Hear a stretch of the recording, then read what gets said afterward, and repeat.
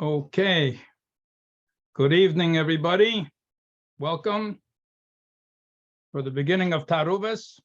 So Taruvos is, let's first to speak about the Seder a little bit.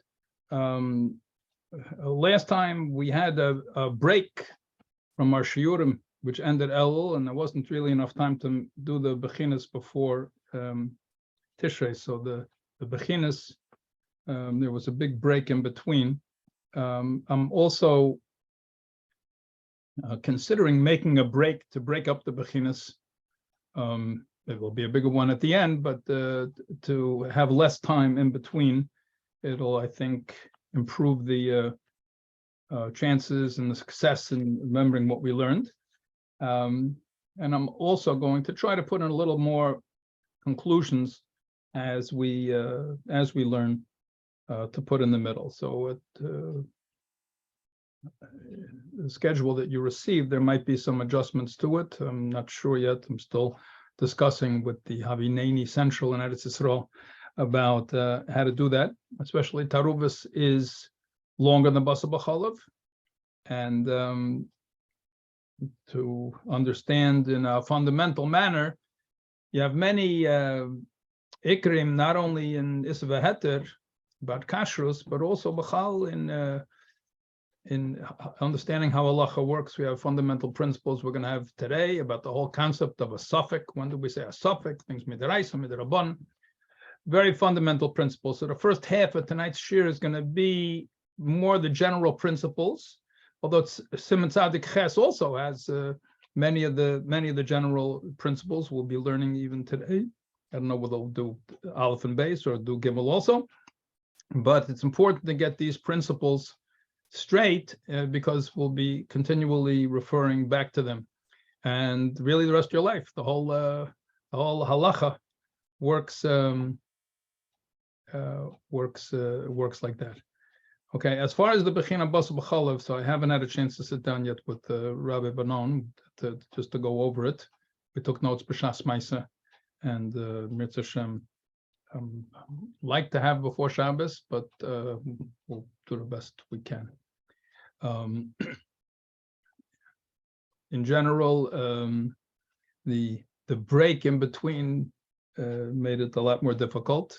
I've had some private feedback from people also, so it's I think it's very important as you go along to chazer over, and everything grows. I'll just give this is not a hint, this is a ikar, that you should know what it says in Shulchan Aruch. What I mean, you should know what it says in Shulchan Aruch. Of course, you have to know what it says in Shulchan Aruch. When you're learning these dinim, so there are many prati dinim that we speak about in the shir, and when you go through the chaveres, so it's difficult. You have a din, you have a basic machlekes mechaber amma, for example. We're not talking about any specific din now. And then you're going to have a machlekes shachantaz, what the Ramon and the Mechaber are talking about. It's very difficult to halt cup. For probably the most extreme case we had of that when we're talking about the chatichas in the reitev, out of the reitev, half in, half out, where you have a machlekes about who it is Mechaber holds like and who is the Ramah hold like. But usually it's not like that. Usually it's pretty. Almost everywhere else, it's clear what does the Mechaber hold and what does the Ramah hold, and that is your foundation really for moving further. So you have to have straight Mechaber Ramah. Come out of a shir, you should be able to say, really, Baal Peh, not the words, but the Teichen. What is Halacha Aleph? What does it talk about? What does the Mechaber say? What does the Ramah say? And you should have that. Once you have that, it makes it much easier to be able, you have a skeleton, you have a structure on which to hang the other din. Not just b'chal about about learning in general, but especially over here, we're talking about Shulchan Aruch, and we're going to have different days, talking about different things in the application of the days and so on and so forth. Okay, so I think it's time to jump straight in, although thematically, as I mentioned at the beginning of Basa B'Chalav, it really would make more sense to learn Taruvos first. And all the times that we said when we were learning Basa B'Chalav, and said, this is really discussed in Hilchos Taruvos. I know everybody was tired of hearing that, but now we're learning Hilchos Taruvos. Now, there are some cases where it'll refer you back to Basa B'Chalav, and everything is connected in Hilchos Melicha. It's all Teira Achas, but really, as I mentioned, when you're talking about mixtures of things which are asur and mutter, basar b'challah is really a special application of that. But the general principles we'll have over here in Hilchos Taruvos. So let's get to work. We have a lot to cover today. Okay, so let's get started over here. Yeah, Hilchos Taruvos, Shiur Aleph. The main idea was Tam Ki Iker. That's sort of the central theme, but we're going to have a number of ramifications to that, obviously. And we're hoping to get through Aleph through Gimel. I'm not so sure we'll get to Sif Gimel, but let's begin. So, as I mentioned, the first half approximately of tonight's shiur is going to be a general lockdown. But first, the general, what is it talking about in Hilchos Taruvos? So we have, it starts at Siman Tzadik Ches, and really Taruvos ends in Kuf Yud Aleph. They don't have it in the Nesa Limudim over here. And also Kuf Yud is famous for Kuntres Svek Sveika, which some of you might have come across or learned before. At the end of Siman Kuf Yud, a long summary of all the dinim of Svek Sveika. We're going to be talking about Suffolk here, and many of the details of that are really expounded upon in Hilchos Svek Sveika, but we're not learning that inside. So general topics from Siman Tzadik Ches, which we're starting tonight. This is right after Basar B'chalav. Tzadik Vav, if you remember, was Dober Charif, and Tzadik Zayin was about bread having to be parv. So we have Isurim HaMizbatlim. We have certain things that become bottle. That's on the right. On the left side of the screen, you have Isurim She'enim Mizbatlim. You have certain things that are not bottle. We learned right at the beginning of Pei Zayin, we talked about Shachantaz, about Chaticha Roy Leskabed, a piece which is a choshev, a piece. Filabelafle bottle, other things which are not bottle. So they have things which are bottle. And we're going to talk about that in Tzadik Ches and Tzadik Tes, about Bittul B'Shishim. How do you figure it out? Mevatel Isal Chatchila Tzadik Tes. You're not allowed to be Mevatel on purpose. And Siman Kuf Tes, we're going to be referring to a bit today about when it is that you can say Bittul B'Reiv. Although in general we say Shishim, we do have cases where it's Bittul B'Reiv. And that is all the way towards the end of Siman Kuf Tes. We'll be mentioning it here and there as we go along. On the left-hand side, the things which are never bottle. So you have cases over here, Kuf, Kuf Aleph, Kuf Beis, different reasons, Dover Sheikh Matirim. We'll learn inside these are short simonim, and then you have Siman Kuf Yud, about a Dover Choshuv, and then also what something becomes Parish, called the Parish, Mirubaka Parish, the Eser Chanuyes, about where it is that you found the Isser. And then we have the whole central part, if you want to call it, that is Pashtus Tama Isser, the taste of the Isser, the manner and the details of how it spreads from one place to another. So Siman Kuf Hey was the Siman we kept referring to in Basar B'chalav, which has all the details of a Klirish and Eire Klirish and Klisheni and Melicha and Kavush, all of these different manners of the way taste can go from one place to another is all over there in Siman Kuf Hey. And we have in Kuf Vav and Kuf Zayin, different ramifications of that. Also Kuf Gimel, Kuf Daled, but Nesin Tam Levgam in particular. So that's in general what we're talking about. What we're starting Al Seder with Siman Tzadik Ches. So we have different types of mixtures. The Suga Taruvos, the type of mixture, and then we have the Eifana Taruvos, the way, the form, so to speak, in which it became mixed together. So the Suga Taruvos is what type of things are we talking about? What species of thing? We're talking about apples, we're talking about meat, we're talking about potatoes. What are we talking about? And what got mixed with what? So we have min b'mine, two things which are basically the same type. Now, how we define what's mine and what's not mine, we'll be discussing. But let's say you have a piece of meat which was kosher and a piece of meat which was non-kosher, nevela, both from cows, but one died without shchita, or it was a treifa. So they both have the same taste. That's a min b'mine in general. Then we have min b'she'ena mine, which are two different types of things. For simplicity's sake, we'll go according to the final halacha, which is we go by the taste. So if you have things which have two different tastes, you have meat and onions, so then it's two different things. That's min b'she'ena mine. And we have different dinim, and we spoke about this a bit in Hilchas Basar B'chalav. If you remember, when the piece of basar fell into the milk, and the milk went in, and then it came out, min b'minay.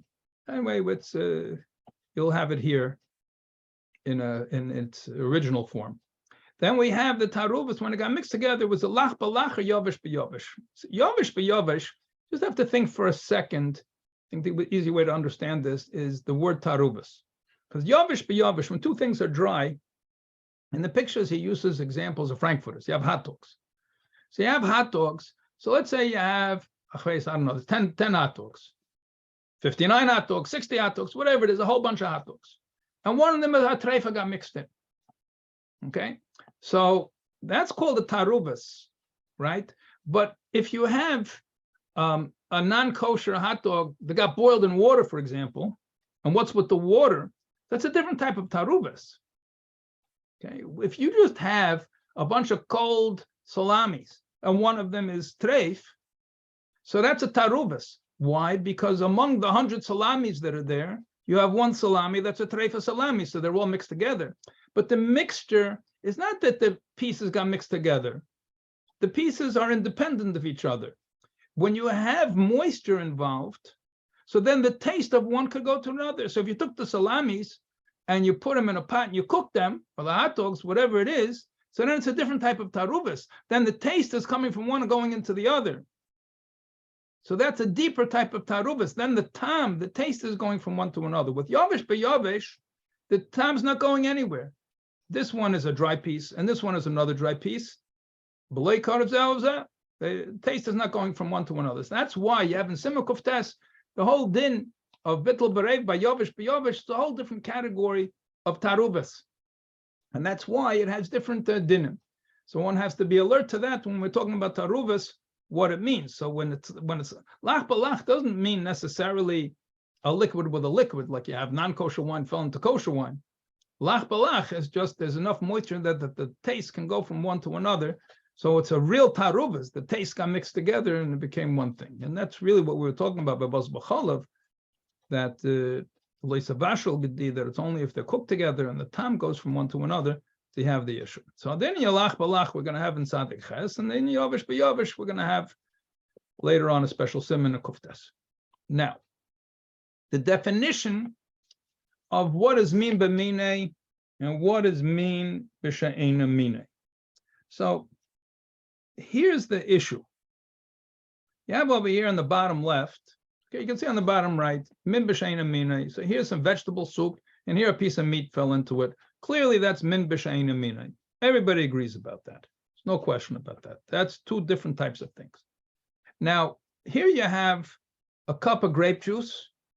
In Halacha, it's in the Gemara, it talks about wine, but you have yain migite, that means grapes that were freshly squeezed. So it's grape juice. So here are the grapes, and there's the grape juice. Now, this is called yayin, and this is called an ovim. So they have different names, but they have the same taste. So the shaila is that called min b'minei, or is that called min b'sha'ena minei?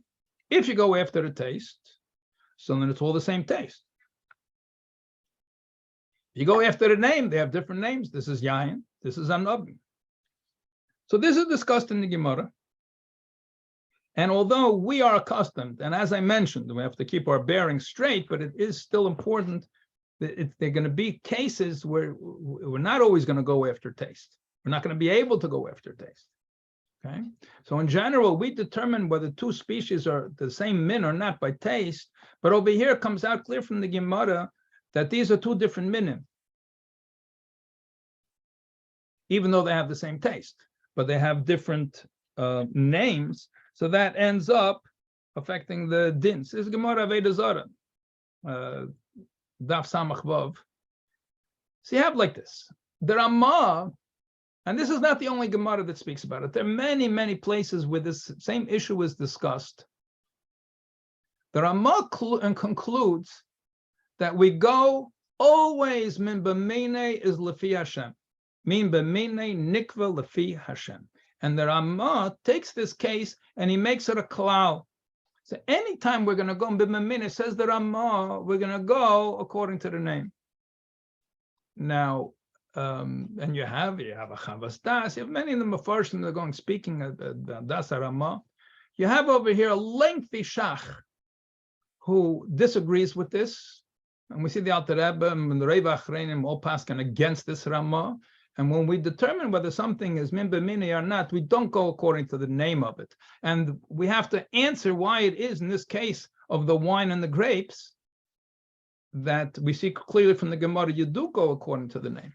So there's a long shach over there right at the beginning, and he fends off all the possible challenges to this that the Ramah could use as a foundation to extrapolate and say that all cases Lefi Hashem, this is not the only case, and the Shach deals with why they're all in a whole category of exceptions, and we're going to talk about that a bit later. But that is what the Ramah says. But the Shach says no, okay, and you see the Ramah says Yain v'nam min b'shein amine. That's clear from the Gemara. So the Ramah has this Gemara behind him. The question is that a special case or not? But the Shach. See, I said clear from the Gemara. I mean, you have a machlekes in the Gemara, and according to the Shach, we're going to go after the taste, and we're going to call it mimamine. So this is a general machlekes. The Taz, so it says over here Taz ba'hezbar haramah, because it's really not 100% clear what it is the Taz hold. There's a Pri Megadim over here on Taz Dalit, where he says it looks. From this Taz Dalit, since he's referring you to the Beis Yosef, and what he said, it's mashma from Eis Aleph, it looks like he's holding you go after the name. That's what the Pri Megadim says it looks like from the Taz. And the Taz, so we mentioned in our general introduction to Basa B'Chalev that the Taz and Shach were contemporaries. The Taz was much older than the Shach, and he was the senior rabbi, so to speak, and they did meet each other, the Shach and the Taz. And the Shach wrote a commentary, Nekudas HaKesef, directly on the Taz, and we've referred to it at times, and it's printed in all the pages of the Shulchan Aruch, Nekudas HaKesef. But what is not so easy to find is the Taz's answer to the Nekudas HaKesef. And he did it in very few cases, but it's called Daf Achron, if I'm not mistaken. And I'll tell you the truth, in these newer Shulchan Aruchs, I haven't been able to find it. I haven't been able to find it. This one that we used that has the Torah and the Shulchan Aruch in one volume, Ilchos Taruvos, and in the Friedman Shulchan Aruch, I couldn't find it. I have to go back to my old Shulchan Aruch that I used when I was learning Smicha many years ago, and I has in the back over there the Daf Achron. And it happens to be, this is one of the, it's very few issues he addresses, but this is one of the ones where he addresses the Shach. And what he says over there that sometimes we'll go according to the name and sometimes we'll go according to the taste. So if they're very, very different in taste, and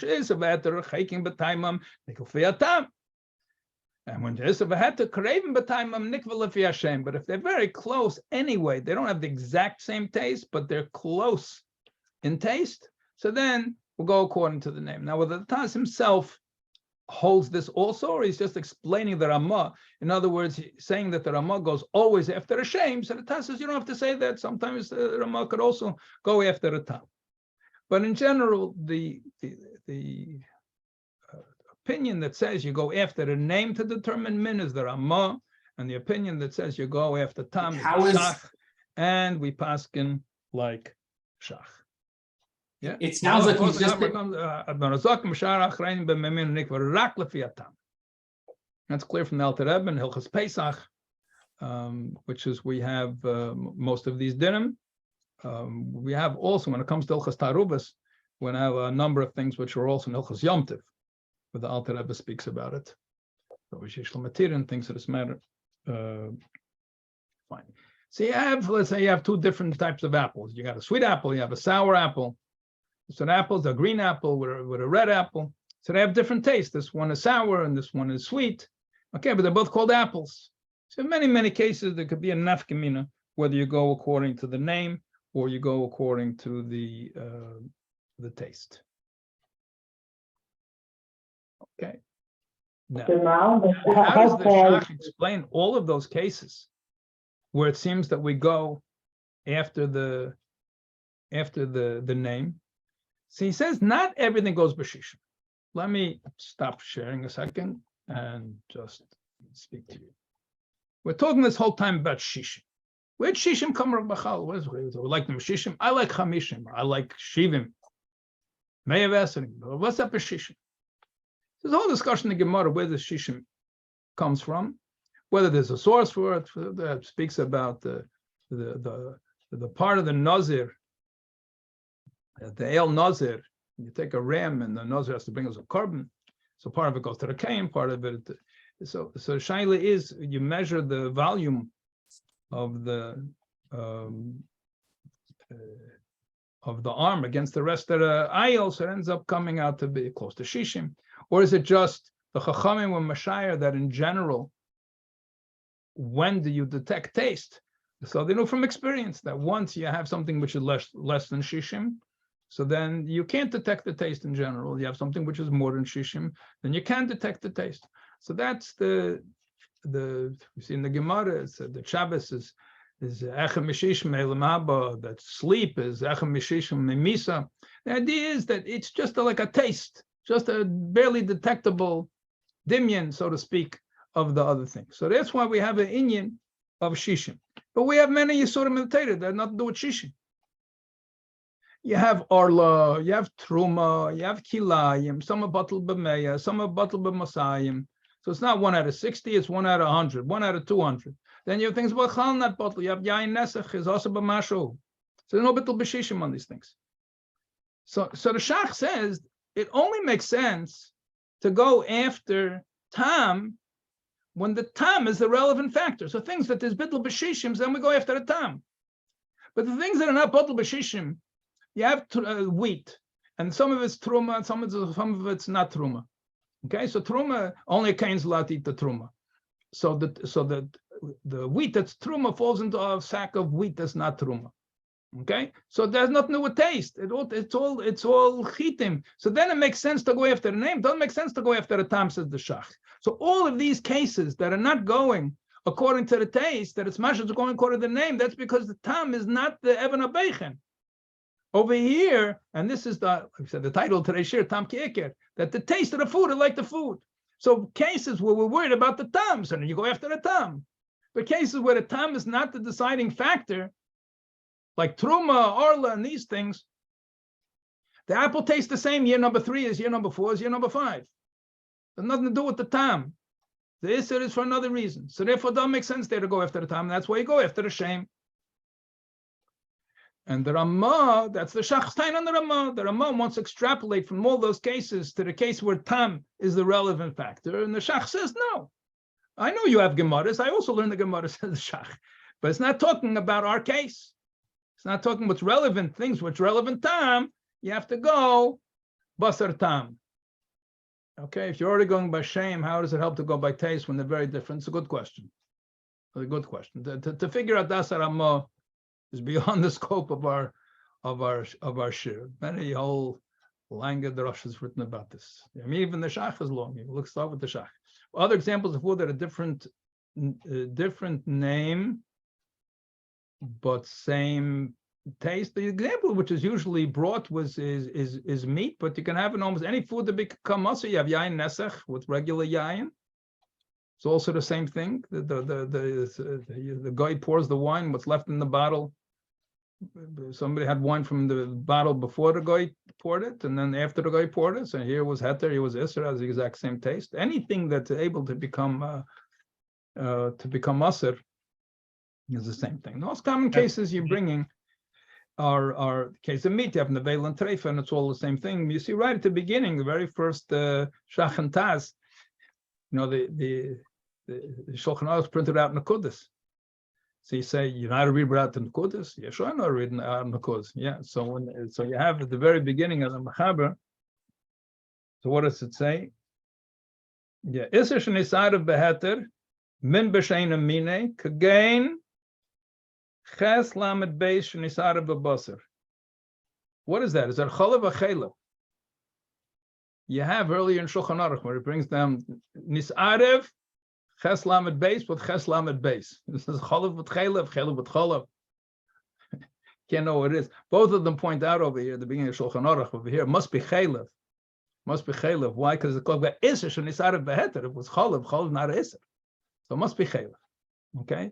So Chelev is also, if you remember, by Din and Basar B'Cholav, and we were talking about which is part of the Behema and what's not part of the Behema. So the Chelev is Chelev with, if you remember, we learned over there, okay, I don't want to mix everything together. We're talking about Tigun and Yesh Aim L'Meseiras. In any case, can you tell from the pasuk whether it's Cholav or Chelev? Okay. In any case, if it's saying Nesach, it's considered a different name, even though it's the same. That's the cases which are usually brought as the easiest case. We just need an illustration. Well, let's go further. So now we spoke about Min B'Shein and Minay very briefly, and now sound is off. Yovish b'Yovish. See, we have a picture of our hot dogs or whatever it is over here. Hey, Bill, can I ask a quick question? Taruvos, you have an Isser v'Heter. It's Arvo v'Einenu Yedem Mio Isser. So it's not a taruvos that the taste got mixed together. It's a taruvos, each individual piece. So one of these pieces is 100% treif, and the other one is 100% kosher. Okay, but that's a taruvos because you don't know which piece is which. That they got mixed together. So one of them was affecting the other.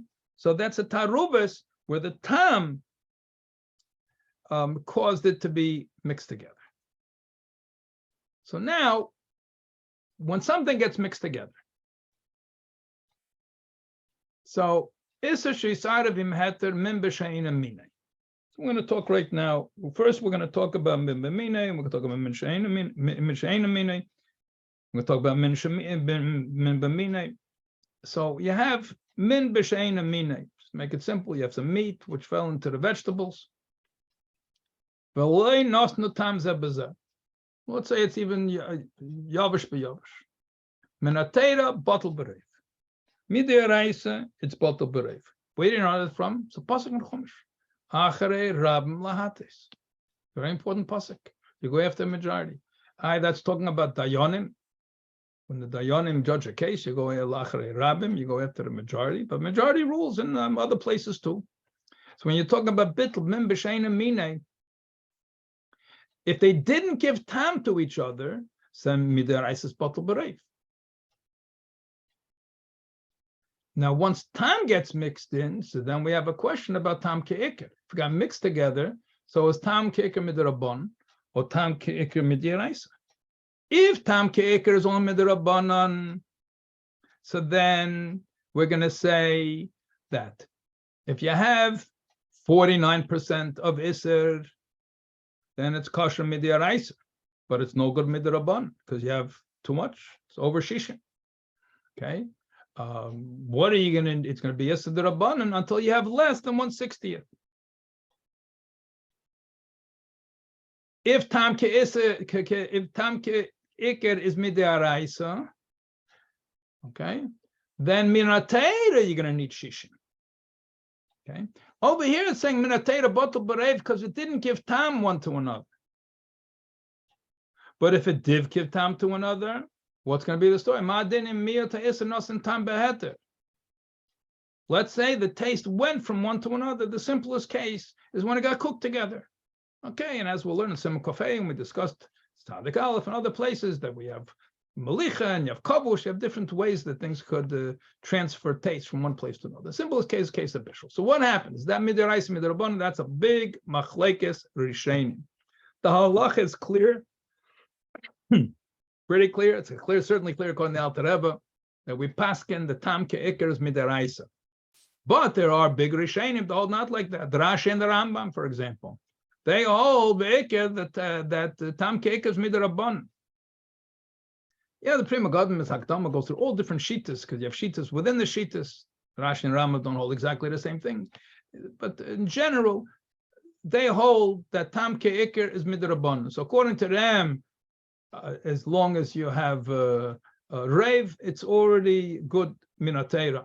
And it's going to be no good midrabanan until you have less than shishim. One might ask a very good question. Who cares what the midrash midrabanan? The cha'aser is also, you're not allowed to do issa derabanan midrash. What's the difference? So the difference you're going to see in Sif Beis. What's in the case of a suffix? Because we have a klal, suffix deraisa l'chumra, suffix derabanan l'kula. So we have to know whether this mixture is also midiraisa or also midirabanan in the case of suffix. Okay, so Rashi and the Rambam hold that it's midirabanan, but the Rosh and the Rashba say it's also minatera. And as he said, we paskin like the Rosh and the Rashba. Now it's interesting. The Mechaber and Shulchan Aruch, it comes out that he holds it to midiraisa. So very often he quotes the Rambam.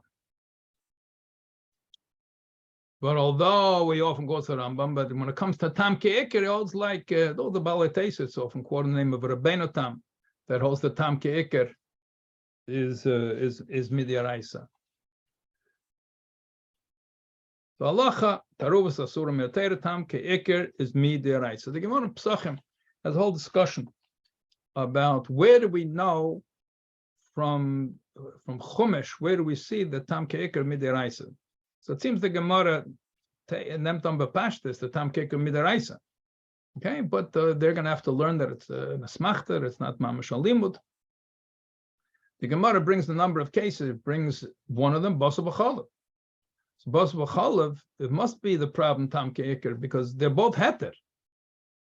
So how did they get mixed together? So they got mixed together. So the Gemara Tam Ke'ikr minatera.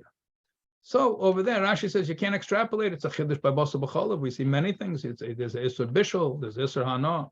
So how can you extrapolate to other Isurim from basa b'chalav? It's a special case. We saw Chetech and Avela, different cases where there's reason to differentiate between basa b'chalav. So that's a one raya that is not universally agreed upon. Then it says by a Nazir is not allowed to drink wine, to eat grapes. So it says Mishra Sanovim, something that was soaked in the grapes. So the Gemara speaks about if you soaked something in something which is also for a Nazir, so then there's nothing left but the tam. You don't have the mamashas, and it's also the Gemara says that's not also not necessarily a proof. The Gemara brings down Hagalas Kalim, Kli Midyan. Now why is it that they had to kasher the Kalim in Parshas Mates? That they captured because the taste was absorbed into the keli, so that's Tam Ke'ikr Midiaraisa. This is the whole discussion about the source of Tam Ke'ikr Minatera, but nevertheless, the other Rishonim, Rashi and the Rambam will learn that a bit differently. Okay, let's see, questions over here. I think your sound is off. You're not hearing me? Could you hear us? Anybody having problems hearing me? We can hear you. Oh. You can hear us. I don't hear you. Oh, wait a second. Oh, I don't hear you. You hear me, but I don't hear you. Yeah. Okay. I had my speakers off because I used to get echo. So I turned the speakers off. Okay. So now I hear you. Somebody say something. Testing. I hear you. Yeah. The people say something, testing. Yeah. Say something. So the Dibur is garnished only makabel if you have nothing to. Okay, I'm going to leave out the questions about terminating shame because we don't pass him like that, and we have a lot to cover over here. So let's go back to the issue at hand. Yes. I have a question about Tam. How far do we take it? Because, like, it seems if we're going to say grapes and grape juice have the same taste, even if you eat Concord grapes and you drink Concord grape juice, it's a very, they taste different. So meaning, to what extent do we stretch that? You have different types. You're asking a question which all the Achreinim go through food by food and their shilas and chuvas about, anything that they had a question. Somebody messed something up and something got mixed together and they went to Rav with a shaila and they had to figure out what's min b'min, min she'ein min. So it's a very, very long topic. Yeah, so it's not for now. So a good question, but it's not for now.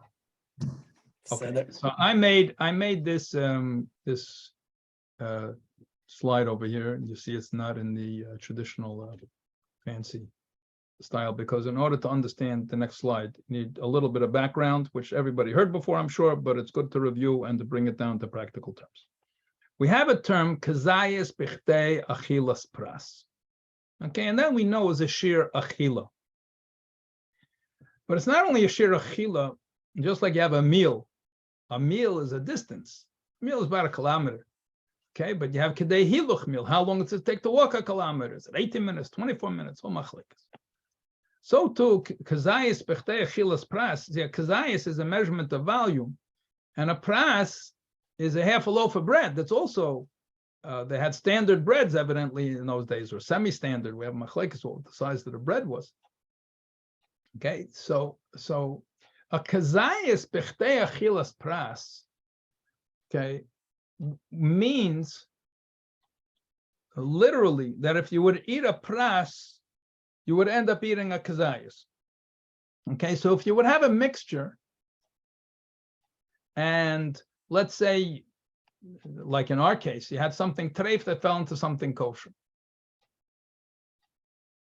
Okay, and you ate a pras. If you ate the pras, would there be a kazayas there? So how do you figure out that percentage? When it comes to bittul b'shishim, that's simple. Bittul b'shishim is 1 out of 60.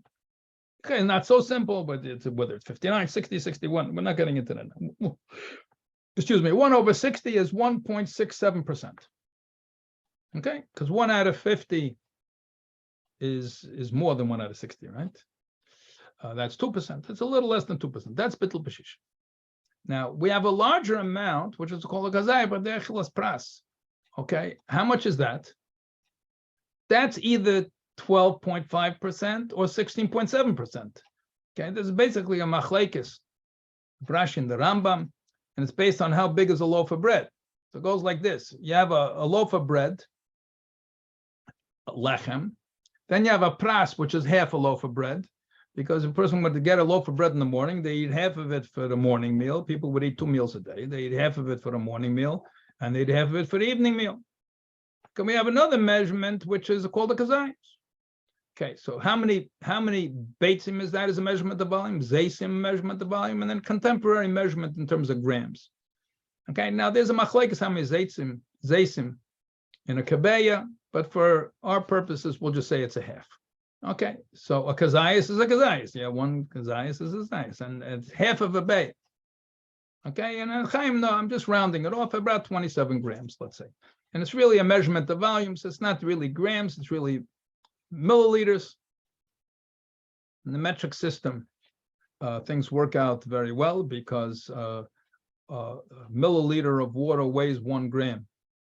Okay, and it's a cubic centimeter. So volume, length, and weight all work together with water. It's okay, it's 27 grams of water, but it's really 27 milliliters. It's a measurement of Ashkenazim. We go with, say, it's a measurement of volume. Okay, how much is a lechem? So it's machlekes Rambam and Rashi, whether it's 6 bayim or 8 bayim. That means half of that is either going to be 3 bayim or 4 bayim, 3 bayim or 4 bayim. It's the size of a pras. How many zaysim is that? So the pras is either 6 zaysim or 8 zaysim. So how much is a kazayis b'chtei achilas pras? Since the pras is, if the pras is 6 zaysim, so it's 1/6 of the mixture. If the pras is 8 zaysim, like it is according to Rashi, I believe, then it's 1/8 of the mixture. So when you want to know if there's a kazayis b'chtei achilas pras in something, you have to look at the recipe, and you look and see how much is there. So if for the recipe, let's say it fell in by mistake, whatever the case is, we have the same thing in birchas hanenen. In birchas hanenen, let's say you have rice bread, and it's a mixture of rice bread is not the best example. Let's say you have soy bread, right? Soy bread, and it has some wheat in it. Okay, now do you make if you ate a kazayas of that bread? So you didn't eat a kazayas of wheat. You're making al michi on it. You're making a brin nefashos on it. What are you making on it? So one of the things we look at is the percentage. Does it have enough of the wheat in it? A kazayas b'tei achilas pras, which would be 12.5% or 16.7%. What is the amount? What is the percentage? Does it have a kazayis b'tei achilas pras? So you might be familiar with that din from Birchas Hanenin, and we're going to mention it here also. But that's the introduction to understand the shitas of Tam Ke'eker. Might wonder why I'm talking about this. We'll see right now. One more introduction, I'm sorry. Not to distract everybody. You can have something that's an Issa D'Oraisa and you don't get Malkus for it. In general, you have a Lav Sheyesh by Maisa, a person does the prohibition, so they get Malkus if they do it, if they're Eidim and Hasra. Right. Then you have certain things which are also Minatera, but you don't get Malkus for. So we say Chatzi Shir also Minatera. If a person eats a half a Zayas of Chaylev, so they get Issa D'Oraisa, but they don't get Malkus. To get Malkus, they have to eat a Kazayas. They have to eat it in a Chazayas, B'chtei Achilas Pras. Okay? So and that's, we're using that same terminology for a period of time. Okay, but it's an Issa D'Oraisa, but they don't get Malkus. Now, that was the last introduction that I wanted to give. Now, we have a Gemara. So the Gemara, Amar Abavo, Amar Rabbi Yechanan. Kol Shataime Umamasha Asar Lake in a love. When do we call a time of Moshe that you're going to get Malkus for it? When it has a Kazayis B'chtei Achilas Pras. So that means time of Moshe, that means that you have more than 12.5% or 16.7%, whatever it is, in the mixture. Time of Alema Moshe also vein Lakan Alav. If it has less than that, if the percentage is less, let's say it has 10%. 10% Isser. So 10% Isser, it says it's Aser vein Lakan Alav. Okay? So now, what does it mean Aser? Clearly, the first time in the second line of this Gemara, where it says Aser, Lakan Alav, you don't get Malkus unless it's an Issa D'Oraisa. I mean, there is such a thing as Malkus Mardis, but that's Midrabanan. But this is talking about, the Gemara is talking about Malkin. Lakan Alav means Midyaraisa. So that case also means Midyaraisa. What about the second one? It's also vein Lakan Alav. So you can learn it two ways. You can learn that since it goes down in Madrega, you don't get Malkus, but it's still an Issa D'Oraisa, like Chatzi Shir. And that would mean Tam Ke'eker's Minatera.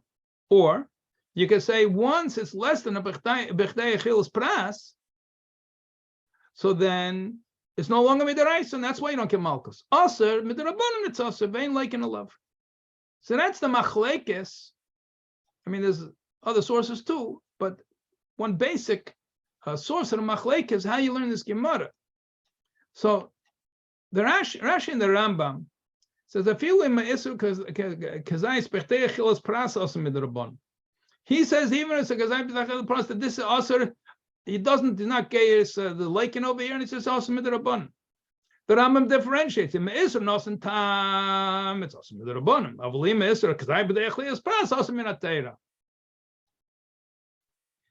So the Rambam does not hold Tam Ke'eker Minatera. He holds Tam Ke'eker Midrabanan, but that's only if a Tam Ke'eker if it's more than Shishin. The time it's going to be nice and time b'shishin. Okay, if it reaches the stage that it's a kazayit b'dei achilas pras, then it's tam ke'eker midrabanan. But here you have a kazayit b'dei achilas pras. Once it reaches such a high percentage, so it's like yamamish eating the iser itself. Rashi holds it's always midrabanan until you get to rave. Shudash mikra acharab lahatis. I don't know. It's connected with the shudash mikra. Okay, but in general, both of them hold Tam Ke'eker Midrabanan, but there's a big difference between the two once you get to Kazayis B'chtei Achilas Pras. So far, so good. Any questions? I'm sorry, trying to understand this B'chtei Achilas Pras business. We're not talking about, until now I thought it was time. Which means if you eat... So that's why I gave that previous slide. This previous slide is explained that the Kazayis B'chtei Achilas Pras, okay, is a measurement of, in essence, is a measurement of proportion. Okay, so now we're going to soon have there's- this if in the you- second if- half of the screen. This might If help. there's 27 grams of chalev in In the loaf. the the loaf pras. of a In the press, pras. Yeah. in a press. That's what we're talking about. And you eat Yes. the entire press. Yeah, exactly. Exactly. So it's not like eating a half a matzah or a No, third of a matzah. No. You have a mixture. Okay, we'll take your example. Some chaylev fell into a piece of meat. Okay, it got absorbed into the meat. So the meat has its own fat that melted into it. Now it has chaylev that melted into it. So you have a piece of meat that's in that's it's got chaylev. Are you eating? What's the problem here? Are you eating meat that has some chaylev in it?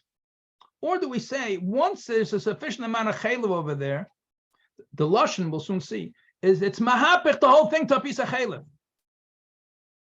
Okay, once you have more than 50%, as they say in Quebec, 50% plus one. When they try to separate. Okay, so once you have the majority, acharav lahati, so go after the majority. So then, if it's majority chaylev, so you're eating chaylev. Okay, it has some other stuff there too, but you're eating chaylev, it's go after the majority. Okay, there are those that say once you have bechdei achilas press, it's also mahapich the whole mixture. To give tam, it's only 1/60th. So if you're tam kekim midiraisa, even minatayda, we say that you're eating chaylev. But you're still not over if you don't eat a kazayis. A kazayas of the meat mixture. or a kazayas of the chaylev. Kazayis of the mixture. Okay, so now we're going to see a machlekes. You're asking very good, but you're just a little bit out of the game. Is it like hold your question till the end? I don't know. Hold your question till the end of this slide, and then if you still have it, they'll ask it then. Okay. So we have many Rishonim that say that tam kickers minatera. Okay, but to what extent? When do you get malchus? When do you not get malchus? So the Rashba holds you get malchus if you're a kazayas. A kazayas of what? A kazayas of chaylev. Now, okay, let's say it's a pras. You have a half a loaf of bread, and a kazayas of chaylev fell into the bread. Okay, so if you eat this whole piece of bread, then you're going to eat a kazayas of chaylev. So then you're going to get malchus. Why do you get malchus? You get malchus because you ate a kazayas of chaylev. That's what the Rashba says. Leikim rakim achal kazayas b'chtei chilas pras. You ate the whole kazayas and you ate it within a short time period, and then you got malchus. Why do you get malchus? Push it, you got malchus. You got malchus. You ate a kazayas of chaylev. It's in a taruvos, but still tam ki'ika min atera, and therefore you ate a kazayas of chaylev. It doesn't matter that it was in a taruvos. Okay, you get malchus. Rabbeinu Tam, go all the way to the left. He's on the other extreme. He says, Im yesh tam shel iser aleikim al kol kazayis or kazayis. Okay, as long as there's no bittul b'shishim, so tam ke'ikir, so now it's like you're eating chaylev. So if you eat a kazayis of the bread, okay, so let's say in the whole bread, what do we say? We'll say the pras is, let's say, is 6 bayim. Yeah, what do we say over here? Yeah, so we had 6 bayim is the lechem, and the pras is half of that, so we have 6 zaysim. Okay, so you have a loaf of bread. So let's say according to the Rambam, so you have 1/6. So you got five zaysim of bread and 1 zayas of chaylev that got absorbed inside. Okay, so 1/6 of every bite is chaylev. Okay, so when do you get malchus? According to the Rashba, you have to eat all 6 zaysim. According to Rabbeinu Tam, you eat 1 zayas of the bread. You only got 1/6 of a zayas. Doesn't matter, you only ate 1/6 of a zayas. You got a zayas of bread, and the bread has tam chaylev in it. So therefore, you have tam chaylev. So therefore, you get malchus. Tam ke'ika min atera. To the extent you get malchus, the Rashba says you don't get malchus. It's also min atera. You don't get malchus. Rabbeinu Tam, you get malchus too. It's mahapich the whole bread to chaylev. Why is that? The Rabbeinu Chaim says, "Im yesh kazayis v'derech chilas pras." So then, leikim al kazayis k'kazayis. So the Rashba says you got to eat the whole bread. Rabbeinu B'chaim says you eat a kazayas or a bread, since it's got more than 1/6, the 1/8, whatever according to the machlekes. Okay, as long as it got 1/6, so it's like the whole loaf of bread is already considered like chalef. According to Rabbeinu Tam, even if it's 1/60th, unless you have less than 1/60th, the whole bread is considered to be chalef. So all three of them hold tam kekim is mina teira. Okay, but how much you need till you be mahapach till the whole thing gets considered to be chalev? So Rabbeinu Tam says once you got more than shishim, then the whole thing is like one big piece of chalev, pretty fatty piece of, it's a greasy piece of bread. And Rabbeinu Chaim says no, it's not mahapach until you have a chilas pras. And according to Rashba, it's never neshapach. You have to eat the whole k'nais of chalev before you get malchus. It's always also minatayra, but according to him, according to Rashba, for example, so if you don't eat the whole piece and you didn't eat a kazayis a chaylev, so it's an issa minatayra, you don't get malchus. Just like a chatzi shir, it's also issa minatayra if you don't get malchus. Questions? According to Rabbeinu Tam, what's the difference between this and Tichunasis Nevela? Part of the two are connected together to a certain extent. Was only by Basar Okay, they're not 100% dependent on the other, but they're definitely connected. But let's if we have time at the end, we can discuss it some more. Does this principle apply also to bittul, or this is just like other malchus? Well, la halacha, like we said before, you need shishim for bittul. Okay. The difference over here, you have to know whether it's midarais or midarabbanan, you're going to need for cases of sfekas. And that we're going to have right away, right over here at the beginning of the simon. We're going to have, that's why we spending so much time on figuring out whether it's midarais or midarabbanan, because we're going to have to know what to do in the case of the suffix, because sfekas are rabbanan lakula. So we need to know whether it's also midarabbanan or also midarais. So halacha, we passed in tam ke'ekar also minatera. Okay, now within the different shitas, okay, who do we paskin? So ladas had marazokin ha'ikr kedas Rabbeinu Chaim. Okay, so there's a difference, but once you don't have to eat the whole kazaya, the whole pras, like the Rashba says, okay, and just eating a kazayas is not going to be enough because of tam kikr. We still hold tam kikr minatera. Okay, but when is it mahapich the whole taruvos? That's the vart over here. You have to be mahapich the whole taruvos that each crumb of bread is like chaylev now. So Rabbeinu Tam says once you lose shishim, so then every crumb of bread is like eating chaylev. According to Rabbeinu Chaim, once you got 1/6, every crumb of bread is like eating chaylev. According to Rashba, the crumb of bread is a crumb of bread and you're not eating chaylev. It's got a little bit of chaylev absorbed in it, but you're not eating chaylev. The bread never becomes chaylev. Okay. So the Alter Rebbe holds like Rabbeinu Chaim. Rak linye brachas yesh lachshish l'das harashba. Okay. So therefore, when you have a mixture of that somebody once with a problem eating gluten, you want to make a leisha basuki. To make a leisha basuki, you have to eat a suda, especially if they have sukkahs. So you have people that have problem eating a matzah on Pesach, have severe gluten problems. Okay, when it comes to brachas, so what do? So in Hilchas brachas, the Alter Rebbe and say the brachas, and then it's very machmer. Over here it comes up being a big. Over here it's a kula, but over there in brachas it's a chumrah. Okay, so when are you going to be able to make a bracha achrena? Only when you ate a kazayas of the 5 grains. The whole reason he's making this whole recipe, he made up a whole recipe over there, putting a little bit, so you should be able to say mezainis on it. So very good, you can say mezainis on it.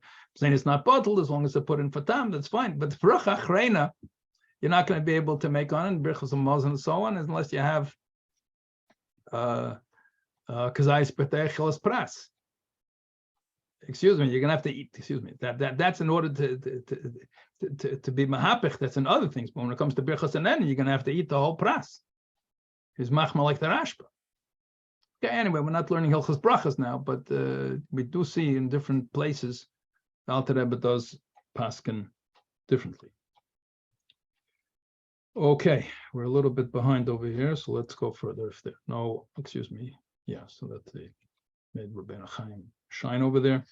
Let's go further.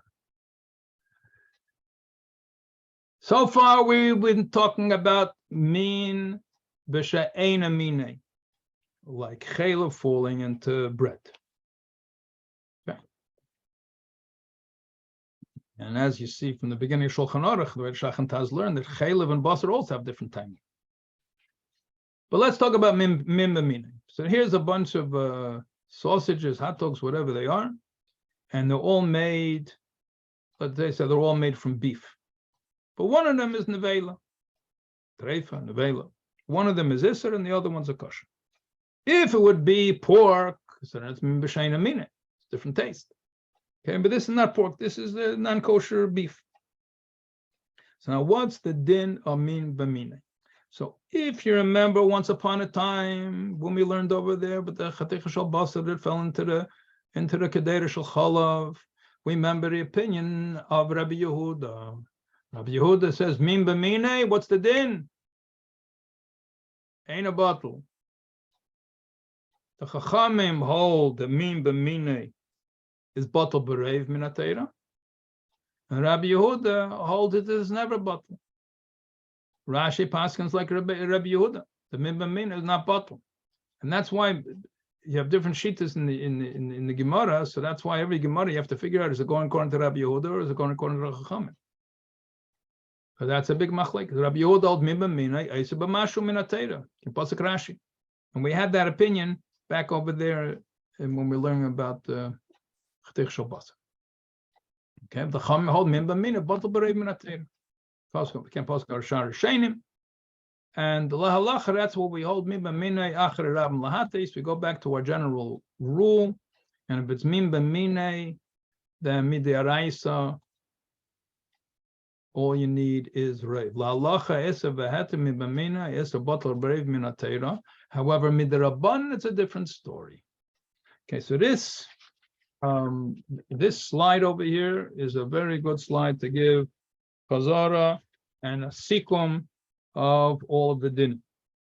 Okay, so what's midaraisa? So we have to look, if you remember, we had the two different things. We wanted to talk about the type of taruvas, the ifan taruvas. So we differentiate between, on the right hand side, min b'mine and min b'she'ena mine. So the min b'mine, let's take an example of sausages with sausages. Min b'she'ena mine being, we'll take a chaylev falling into the bread. Okay, fine. Yavish b'yavish means they weren't cooked together; they're separate. And lach b'lach means the timim were mixed together. So what's midiraisa? So we have a principle of achrei rabim lahates. So if it's min b'mine, there's no difference in taste. Remember, we paskin that it goes after the taste, it doesn't go after the name like the Ramah says. We pass on like the shach. So min b'mine, we're going to go after the taste. So tam keker is not a factor if it's min b'mine. They both have the same taste. So min atayra, what? You go after the pasuk. You have no reason not to go by the pasuk.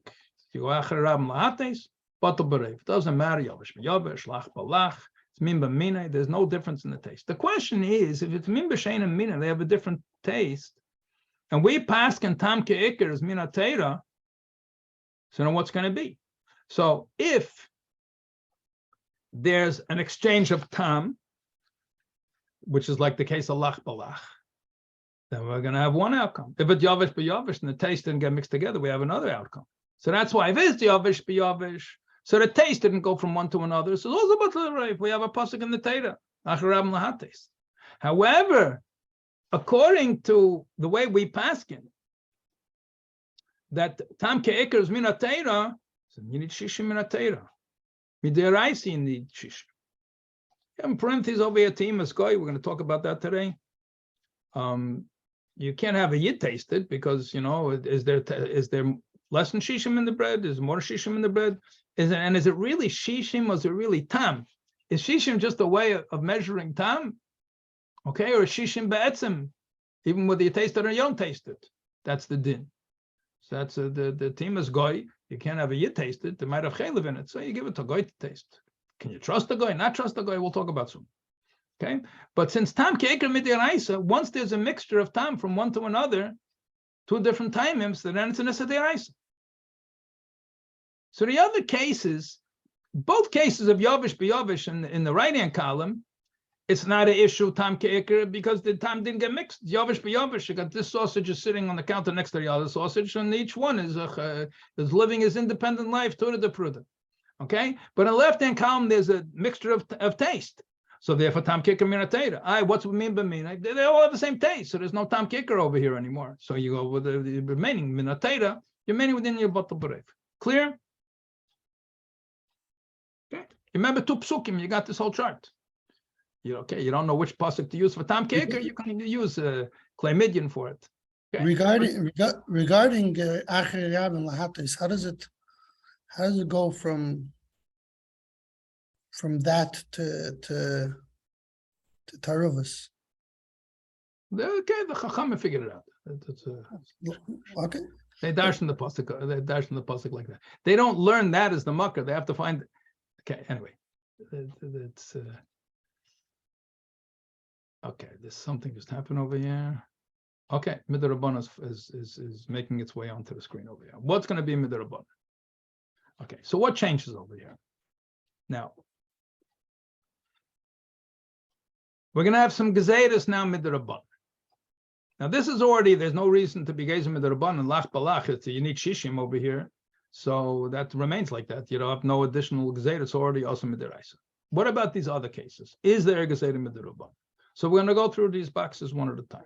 So first of all, if it's Min B'Shein and Mine, and it's Yavish B'Yavish. Okay, so Mina Teira, there's no problem, Tam Ke'ikr, because the taste didn't get mixed together. But the Rabbanim required Shishim. Why did the Rabbanim require Shishim? Shem Yavashlim ve'esri yitin tam beheter v'yaser me'atera. In other words, you're gazer in this yellow box because they're red box. You might come to cook them together. So these sausages, which are sitting over there, nice and peaceful on the counter, sometime you're going to end up cooking them. You might end up cooking them together instead of one at a time. And then you're going to have a taruvas. You're going to have an issa deraisa. So like other cases, in issa derabban, they make a siag latera. So they ask this because of that. So they ask it over here when it's yavish b'yavish because it might become lach balach. And then you're going to have tam ke'ikr and it's going to be an issa deraisa. So those other cases, you make an issa derabban because it might come to issa deraisa. So even yavish b'yavish, if it's min b'shein and minei, so then they're geyser. Okay. What about the case of min b'minei lach balach? So, but it's not tam ke'ikr, it has the same taste, so we're not worried about it. Okay, so why are you gazer? Tzarech shishim midrabbanan gezeirah shli yavol levatel b'reiv tarot min b'shein and minei. Okay, so both of these cases, it works out nice graphically. You're gazer because of its next door neighbor. Okay, when it comes min b'shein and minei yavish b'yavish, the bottom right box, you're gazer because of his neighbor on the left. When it comes lach balach min b'minei, the upper left yellow box, you gazer because of his neighbor downstairs. Okay, I know it's a cute graphical representation, but it's just an easy way to understand. You gazer min b'shein min yavish b'yavish because of min b'shein min lach balach. And you gazer min b'minei lach balach, even though it's all the same taste, because you might come to cook together. Lach balach is already cooked, yeah? But you might come to do things which have a different taste. Min b'shein minei. Gezeirah sheyol over the batel b'reiv taruvos min b'shein minei. Min b'shein minei, they're going to think that it's batel b'reiv. And since tam ke'ikr midiraisa, there's no batel b'reiv. Midiraisa, there's no batel b'reiv. Okay, so we got one box left over here. Okay. So basically, that box Can I we're going to ask? talk about in Simon Kuftes. Okay, because that's the din, yavish b'yavish. Okay, we don't see, in order to be gazer, you're going to have to make two mistakes over here. Okay, so lach balach, they made them all the same color over here. Okay, because you always need shishim lach balach. Yavish b'yavish, you don't always need shishim. Lach balach, sometimes you need shishim midrabanim, sometimes shishim midraisa. But you always need shishim. You're going to have to know what's midraisa and midrabanim because of the case of Suffolk. Yavish b'yavish, okay, but min b'shein and min, it's also midrabanim, shishim midrabanim. But again, we have a whole siman kuftes, so I'm not going to know all the details of this type of taruvas, but we're going to get to it in kuftes and Mirza Hashem. Isn't min b'minai more strict Then Einay Minay? Well, once you don't pass like Rabbi Yehuda anymore, and you hold Tam Kicker in the Midaraisa, then it's not. So that's why we would be Gezer on Minay in case of Einay Minay. Exactly. Because Lamaisa, we hold Tam Kicker Midaraisa. Just a question. If we're saying Tam Kicker, then why, when it's min minoi, do we say even though there's a tam there that's usser, we're disregarding that tam, even though we're definitely going to taste it if it's 49%? It's more of a. You're talking about Yavish B'Yavish. No, even lach balach. If it's min minoi, we're saying if it's 49% of isser. You're not going to taste it. It all has the same taste. You don't taste the tam isser. But it's the taste is there. There is an usser. There's a taste that's usser. You may not recognize a different distinguish. Just when you think of the svara, what's the? Yeah, the tam, you have to be able to recognize it. So since there's no recognizable tam isser, so then it's bottle. So you're certainly tasting it, but okay, that's not an issue. So if you, Okay, if you there are have some one questions over here on saucer- the chat. Just 1 second. Let me say, if they're both dry and different, shouldn't be able to just pick it out. Why should we mavatal it? Yeah. You might not be able to recognize it, like those sausages, if they all look the same. So you don't know how to pick it out. You don't know which one is which. They all look the same and they all fell in.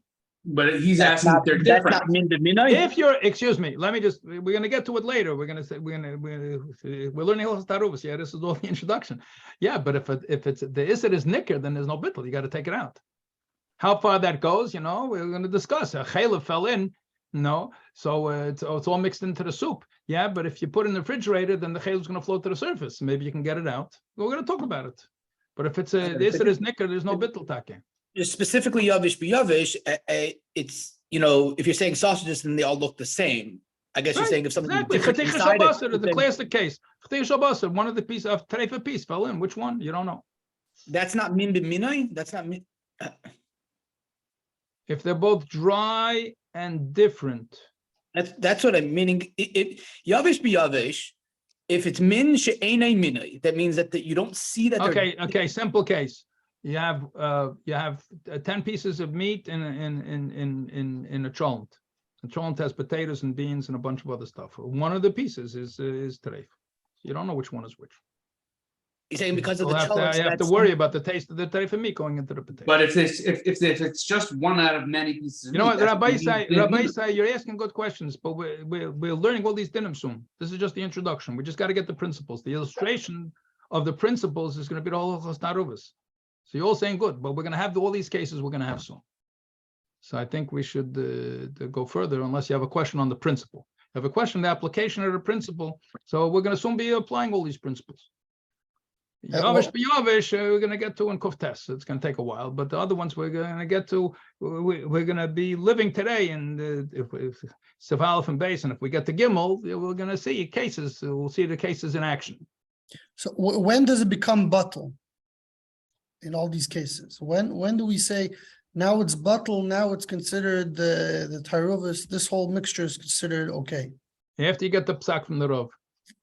I understand. When is the how's the other side? You have 9 pieces of kosher meat, 1 piece of non-kosher meat, and then 1 piece from that mixture falls into something else. Okay, so good. Which So means the question if you look is, at the bottom the 2 water, boxes you're there, good. We're going to get to it. What You're happened? looking at the bottom 2 everything happened at the boxes. same time. For make life simple, we're talking about everything got mixed together at the same time. Because if it didn't happen at the same time, the question was it Nasa Nevela? Was it not Nasa Nevela? Okay, we're going to have some of this in Sif Beis. We're making We're a going to have, wait till Sif Beis. We're going to have some of this in Sif Beis. A little bit we're going to have in Sif Beis. Okay, Te'imas Goy. Te'imas Goy. Let me just see for a second how we're doing time-wise. Not great, but not terrible. Oh, it's already an hour and 10 minutes. I really should be breaking now. So, you know what? Let's just do these next 2 slides, and then we'll start after the break with Shulchan Aruch itself. Because that'll the next 2 slides we finished our Hagdama, and the emphasis we spoke about this a little bit back in Bas B'Chalav, but nevertheless. Okay, so this is Gemara Chul and Tzadik Zayin. So we were quoting a lot the later parak, Kolabasar, the parak before the Gidon Asher. So you have a little bit of Bas B'chol there too, but you have many things in Taruvos. So Amar Rav. Rav says over there, Amar Rabbanan B'taima, Amar Rabbanan B'kfeila, Amar Rabbanan B'shish. Two things got mixed together. What are you going to do about it to figure out whether it's Asar or Mutter? So they said three different ways to do things. The Rabbanim said B'taima, taste. Amar Rabbanan B'kfeila, a chef, give it to a chef to taste, and this means a goyish chef.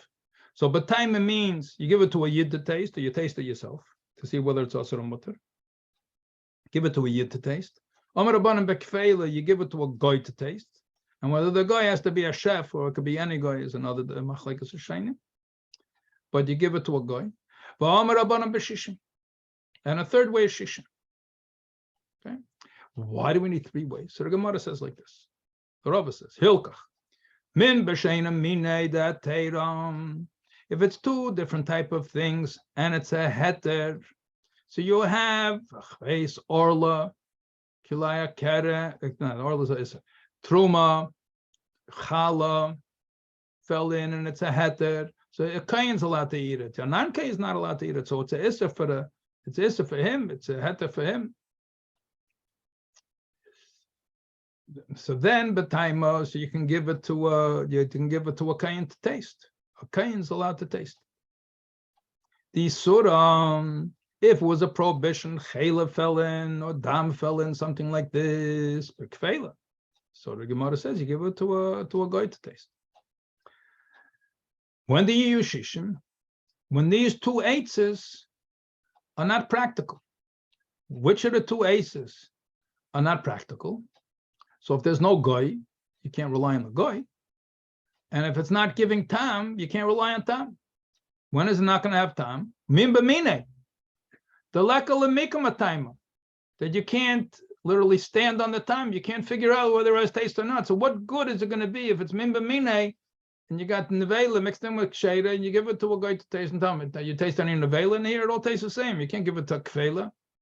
Inami, or another case, it's not going to work. Min b'shena mine di surah the leka kfela. Yeah, min b'shena mina, and it's iser, so you can't give it to a yid, and there's no guy around, so then you have to be mashai b'shish. Okay, so this is the yesod of this whole issue of asking a guy. So here's the three cases we have in visual form. Min b'shena mina beheter tima Yehudi. Why this is a Yehudi, I don't know exactly, but it's a new type of big dekuna. Then Yamin b'sheina mina be'iser timas goy. So there's a chef. It's a goyish chef. And then when you don't have either of those, min b'mine or kshein goy, then bitul b'shish. So this is the case. This is what it comes out from the Gemara. Now, the issue with this, the issue of this is you have a potential issa d'oraisa, and you're asking a goy. Are you allowed to trust a guy? How are you allowed to trust a guy? So the emphasis, the way the Shach and Taz phrase it, it's based on a Trumas Adeshin. And he comes along and he says, this looks like it's going against the Gemara. We have a Gemara. Okay, I don't have the Gemara on the screen. You have a Gemara, Baba Kama, Kuf Dalit. And it says,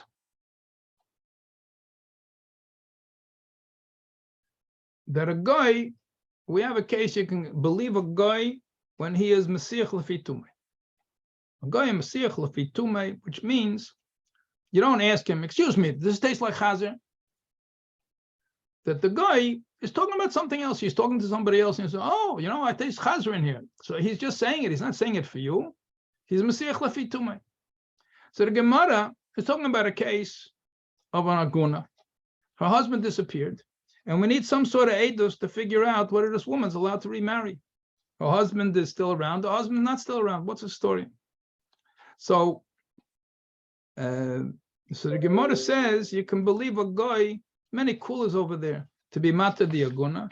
So the Gemara says that you can believe a guy Mesiach Lefi Tumei. You're allowed to believe a guy Mesiach Lefi Tumei.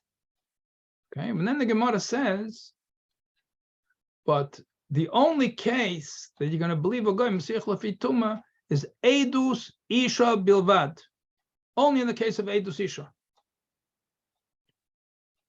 So on comes the Trumas Adeshin, and you know what's going on over here? How you believe what's with this Gemara over here? How you and Machaber is passing to you give it to a guy to taste. So if you remember, we said back over then when we had the Chtikos Basrim Tzadik base that fell into the Kedera Shel Chalav. So we said that normally the Machaber says you give it to a guy to taste, and the Rabbah says we don't rely on a guy. And we said back over there, you're worried about the milk went into the Chaticha, and then the milk came back out if you didn't take it out in time. Okay, so then it's min b'mina, you're not going to be able to taste it, so you can't give it to a guy. So even the Machaber says you're going, you're Mishai B'shish. That's what we said over there. But the main thing, who says you're allowed to believe a guy? Fakert, the Gemara says the only case you believe a guy Mesiach Lefi Tumei, and it's only an Eidus Isha. Okay, so we'll say the Gemara is talking about a kfeli, he has to be a Mesiach Lefi Tumei. The Gemara doesn't say, but let's say, and that's going to talk a bit of halacha. But the shaila is, how can they, even Mesiach Lefi Tumei, l'chora, we can't believe him. That's what it comes out from the Gemara Baba Kama. Okay, so the Trumas Adeshin wants to say, from here we see that Tam Kika is not Midirais. The problem over there, she's Eishes Ish, it's Midirais. If it's only Midirabban, you can believe a guy. Midirabban, you can believe him Mesiach Lefi Tumei. Midirais, you can only believe to be matter in Aguna, Beidus Ish Bulvat. Okay, so Shachantaz are not happy with this answer because but it works for the Gemara is one question, but it doesn't work for the Machaber. The Machaber paskins that Tam Kiskim Midirais.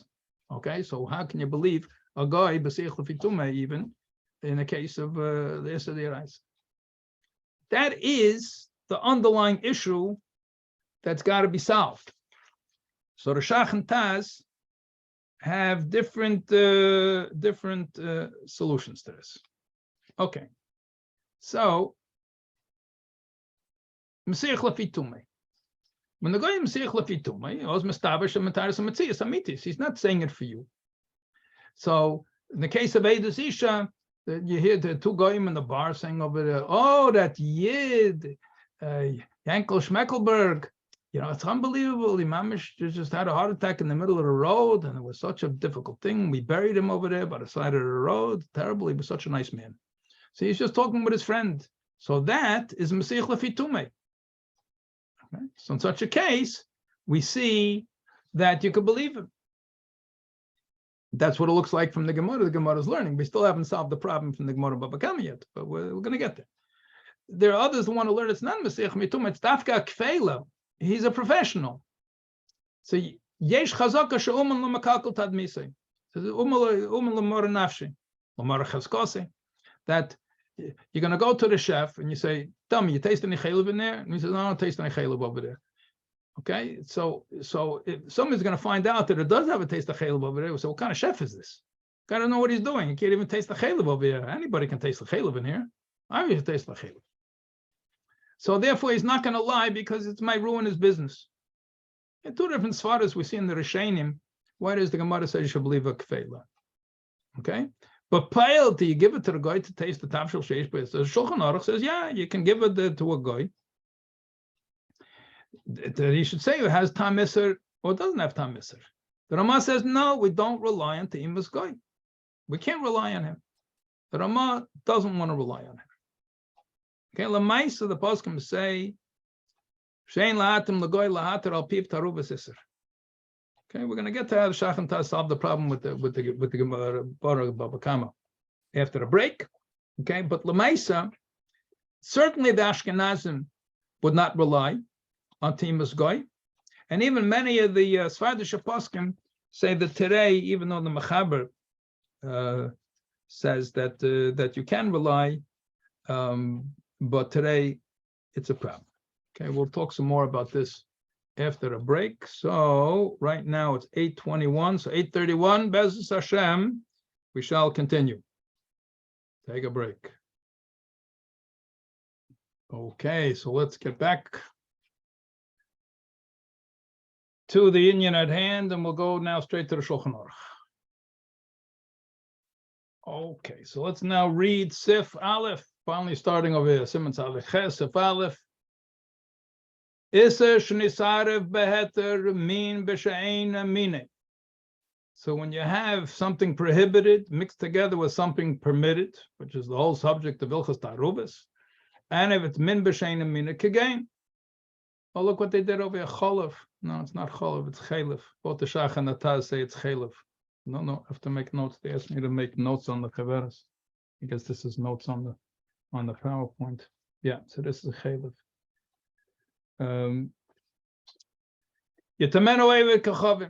So you give it to a non-Jew to taste.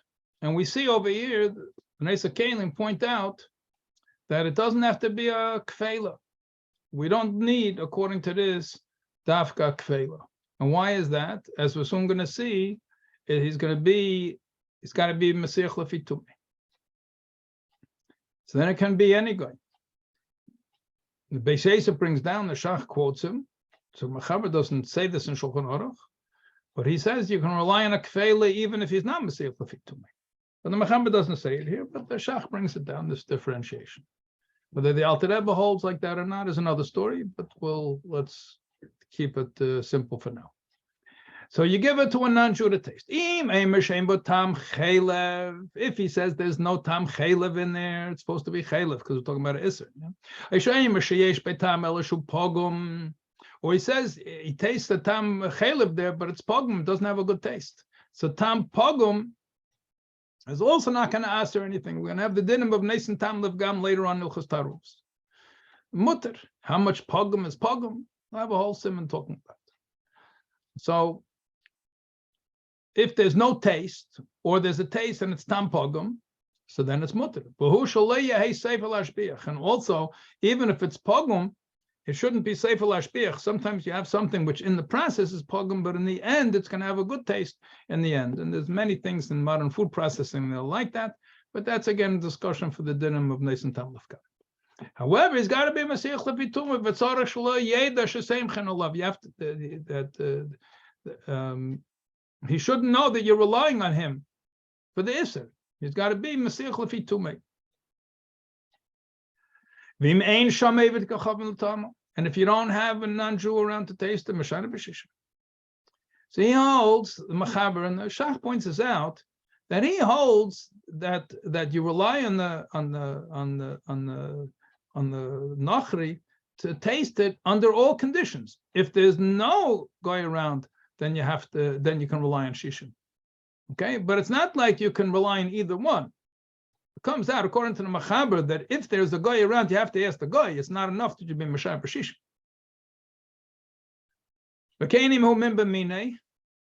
Even the leka, there's a missing lamed over there. Even the leka lemika matayma, if it's mimba mine and you can't determine the taste, Mashar B'Shishim. So then you estimate B'Shishim because you have no other choice. Okay, so like we learned before, in any of those cases, and straight from the Gemara. And the Ramah says, says the Ramah. And this is the Ramah that we quoted a number of times back over there in Ilchos Basma Cholev. I said when we get to Taruvos, we're going to learn it. And now we learned it. This is the source where the Ramah says we do not rely on a Nachri today. And that means even Mesiach Lefitumei. Now, Eidus Isha is a different story that the Gemara says Beferish is okay, but this rely on other Isurim. The Ramah says we don't do this. Okay, so the Shach points out, if you have a guy around the field,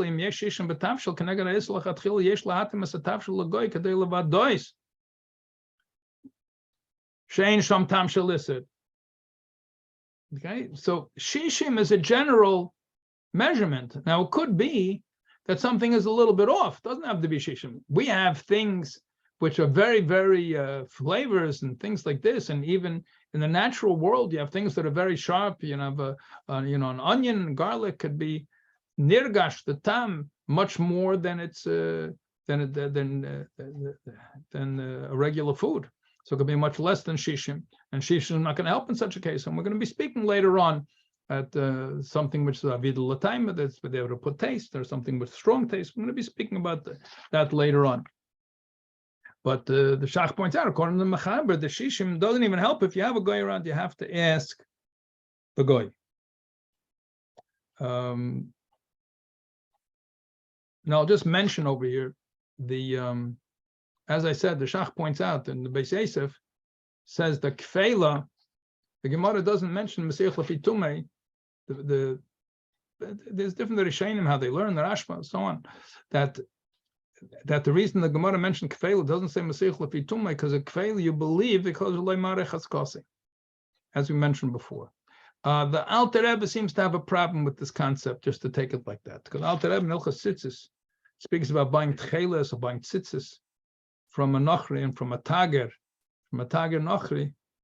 So bring down Magen Avram. It says the only reason we believe him, Leimarech Haskasi is not enough. The only reason we believe him is because in general, goyim don't know how to tie tzitzis. So you find a talis and it has tzitzis which are tied correctly. So then we have a shtickle araya that it was not tied by a goyim. Most goyim don't know how to tie tzitzis. So that's why tzitzis that are not tied together, paskins the Magen Avram, now that have paskins like that, you're not allowed to buy even from a tager, even from a uman. So if it's food, he's a chef, it's a kfeila, and if he's selling tzitzis, he's a tager. But it's the same concept, lamarim nose, and Magen Avram, Alter Rebbe paskins like that, says it's not sufficient. The Neida Yehuda disagrees with him and says that no, lamarech haskasi is good enough. And not only you can buy the tied tzitzis, you can even buy strands of tzitzis, because he's not going to ruin his reputation if he finds out that tzitzis over there. It's a question of lishma, whether tzitzis are kosher tzitzis or not. But this whole idea of relying on a goy, on a kfeila, further the Mechaber doesn't mention it at all. The Shach says that it's either a regular goy who is Mesiach Lefi Tumei or a kfeila who was even if he's not Mesiach Lefi Tumei.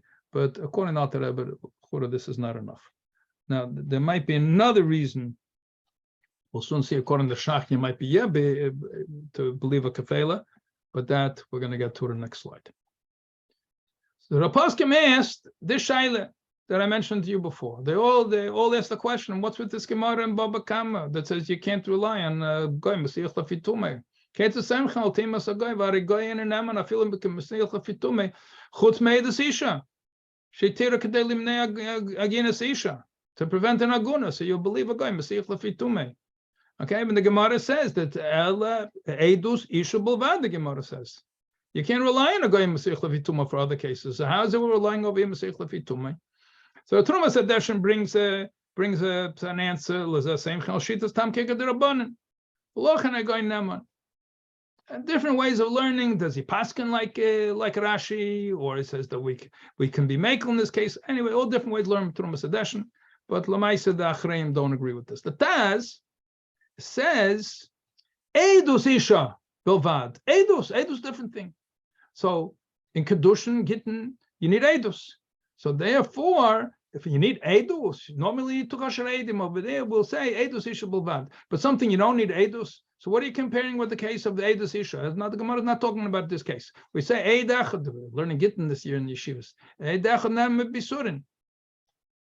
When it comes to Yisurin, you're allowed to eat in somebody's house and they tell you the food is kosher. Eidach, and it doesn't even need to be an Eid. The woman over there in the kosher Eidach, she says the food is kosher. You're allowed to believe her if it's Erlich Afroi. So she says, Eidach and Yisurin. So what are you comparing the case of Eidus Isha? Says the Taz, but not do our case. That Gemara not do our case. The Gemara talking about a din of Eidus. Eidus Isha Bulvad. This is not Eser. Heter Ein Tzorach Be'eidus. Elamaspik Echocha. And you just have to be able to tell that it's kosher. So who cares what the Gemara says about Eidus? This is not Eidus. We don't need Eidus at all. That's what the Tas is. Shach, he goes through a number of different possibilities. All the Rechas and Shach, Chazik Yisura, different sorts of terutzim over there. And then Shach concludes that even if you say it's Eidus, he doesn't say exactly these words, the Shach, but I'll put it in terms that we're probably more familiar with. It says when you have a Milsa David Ligluya, something that people are going to find out about, you don't really need Eidus. And that's Bemis, one of the Hatadim you have over there by an Aguna, that why do you take Eidachot by an Aguna? Normally you would need to Eidim, because it's a Milsa David Ligluya. If the guy says the husband's dead, he knows if he's lying, the husband might walk in someday, is going to be Nigle Bifnei Kael, that he's a liar. So it's a Mils David Lagluya. So you don't need Eidus D'Oraisa really in such a case. How did the Chachamim take a Iser Eishes Ish and matter or some case with a Isha, with a cotton, with a Goy Mesiach Levitum? How did they do such a thing? Because Bemis, you don't need Eidus. Because the Mils David Lagluya says the Taz over here it's Min B'Shein and Mine. So what are you going to do? The guy's going to say, no, I don't taste any Chaylev, and then he's going to give it to the Yidden, and he'll say, well, I taste Chaylev. So it's going to be revealed that this guy is not trustworthy, he's a liar. Whether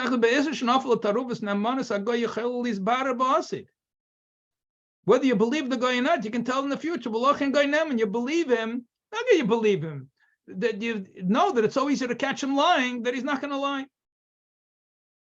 He's not going to do such a thing. Now, whether it applies to the guy today, they don't care if they get caught. It's a major issue when it comes to Nemanos Harefim, that the doctors all the whole passion. In halacha, the doctor says something, can you trust something? They'll go to another doctor. If he lies, another doctor might find out, but the other doctor also, they don't care. Doctors have different opinions.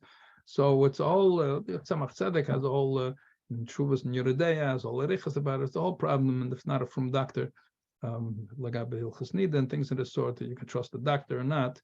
So it's not pashut at all that you can trust them. There's also, just to mention, that in general, it's angenommen that, at least, whether today you could say the same thing is questionable, but the generation of the Nesekelim, that a guy would not lie just to be machshul yid, he wouldn't do it.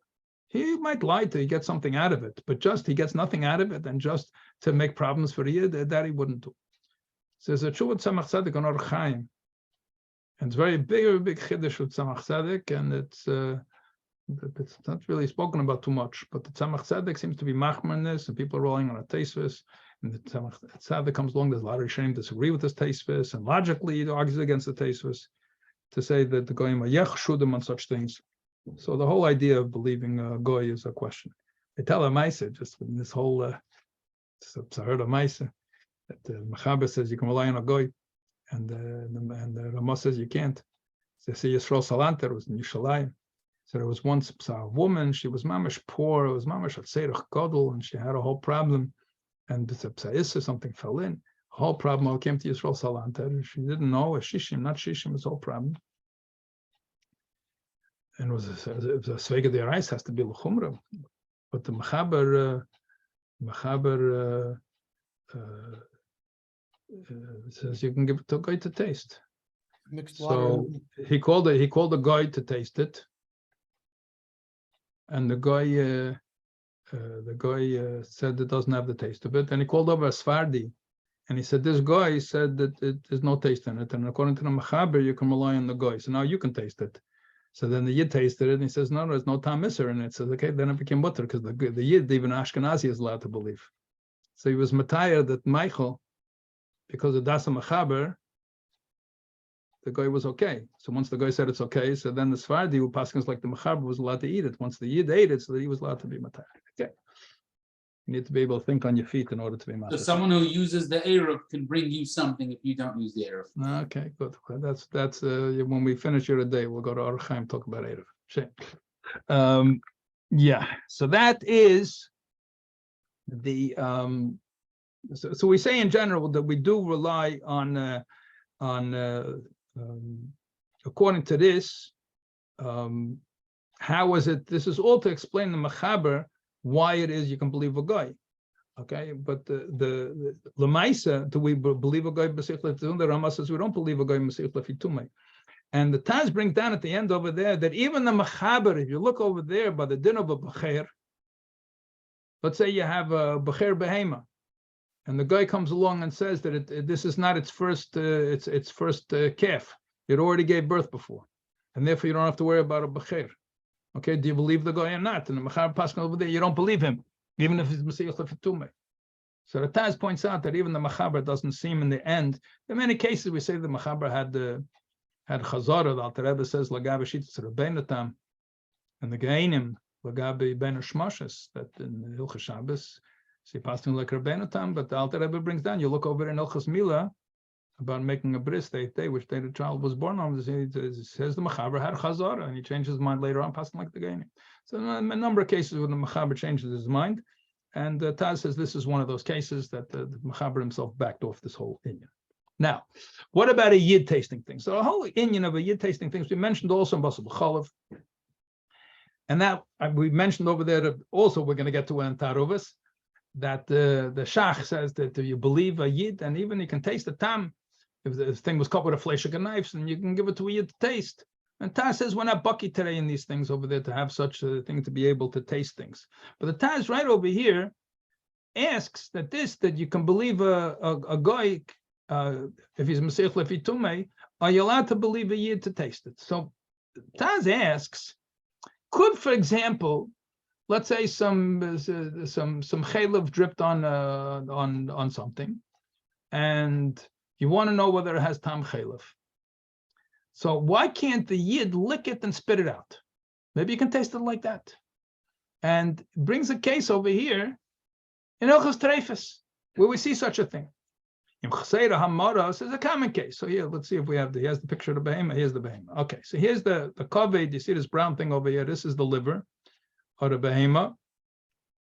The tarpish hakaved is the diaphragm. That's the division between the heart and the lungs is on this side of the tarpish, and then the liver is right beneath that. And this is the mara. This green ball over here is the mara, is the gallbladder. The gallbladder is normally attached to the kaved. If an animal is born without a mara, without a gallbladder, it's a treifa.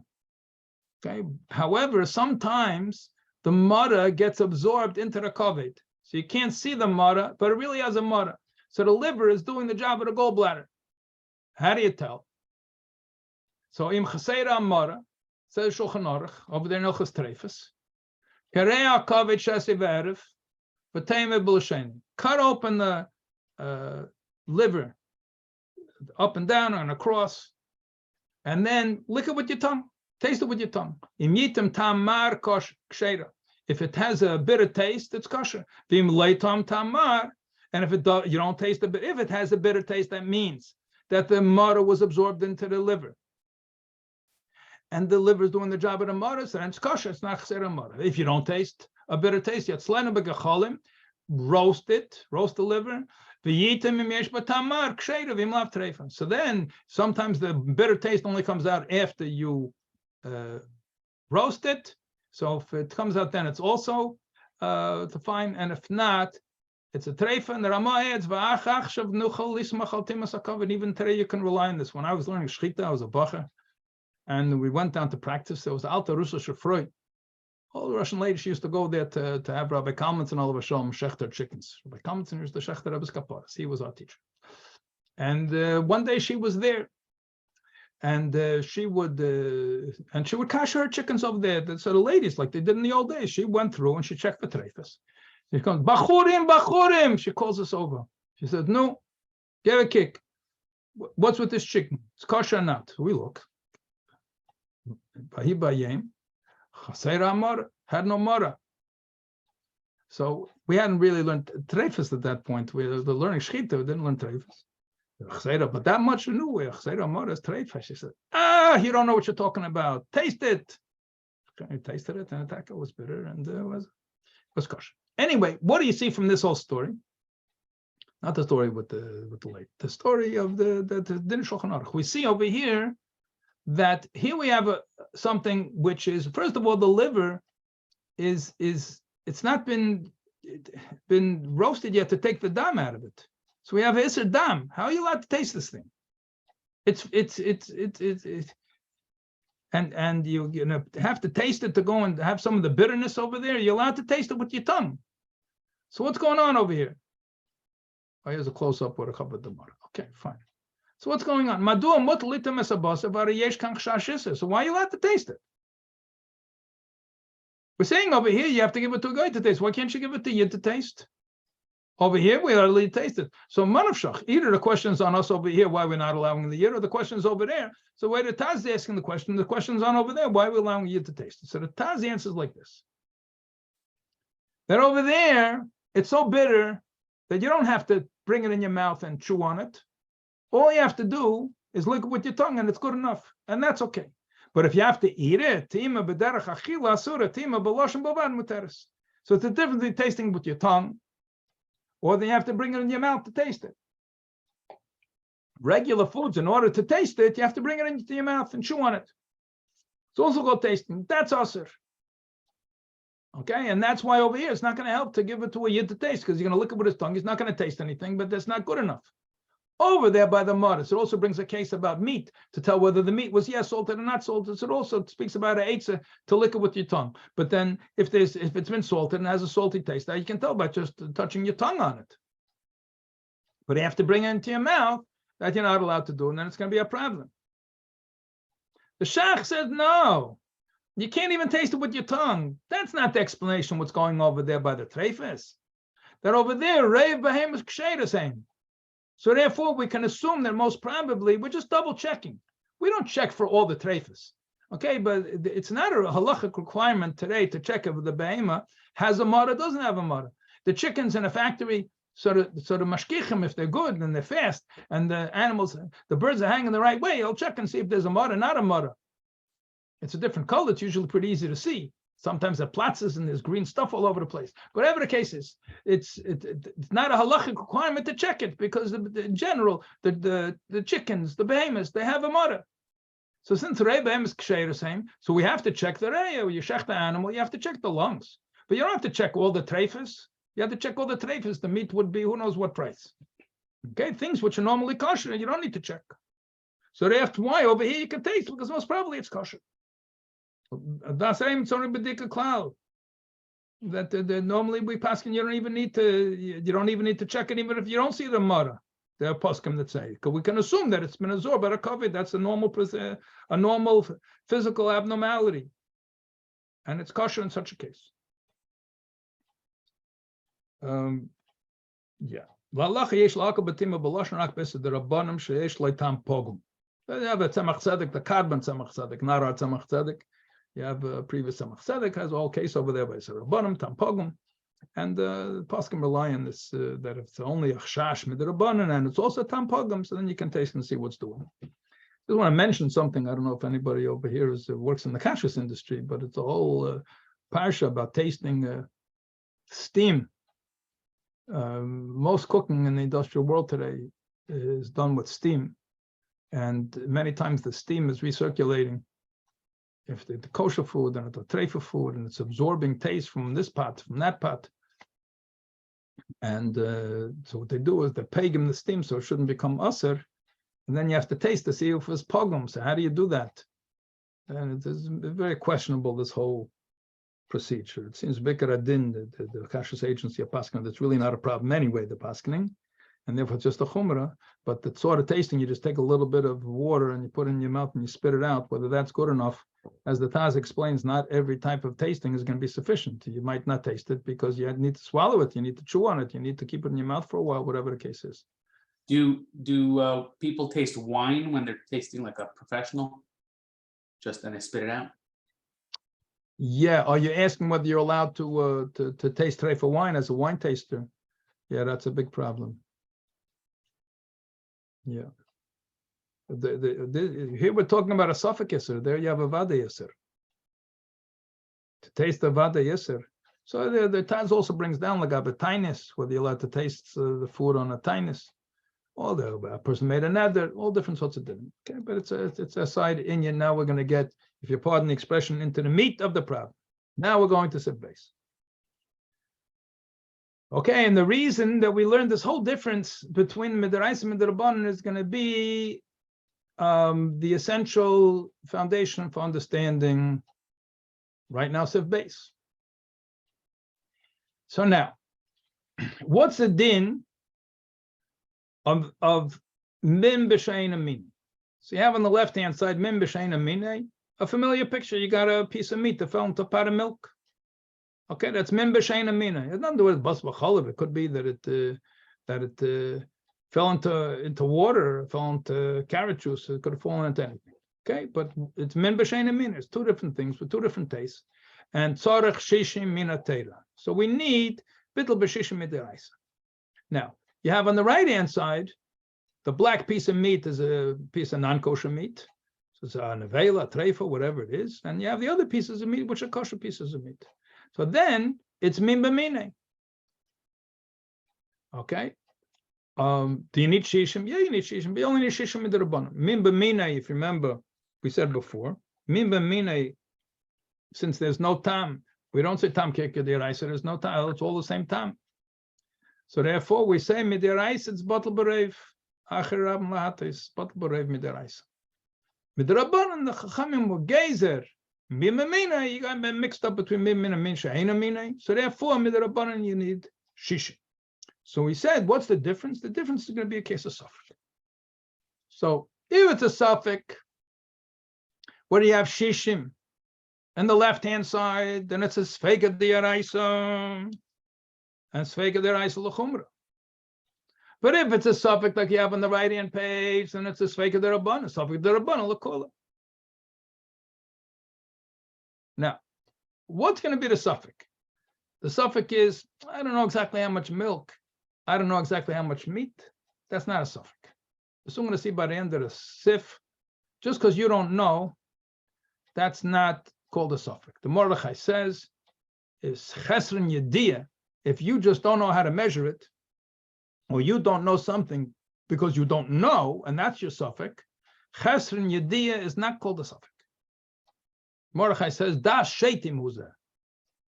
But he doesn't know. He doesn't know because he's never. That's not called a suffix.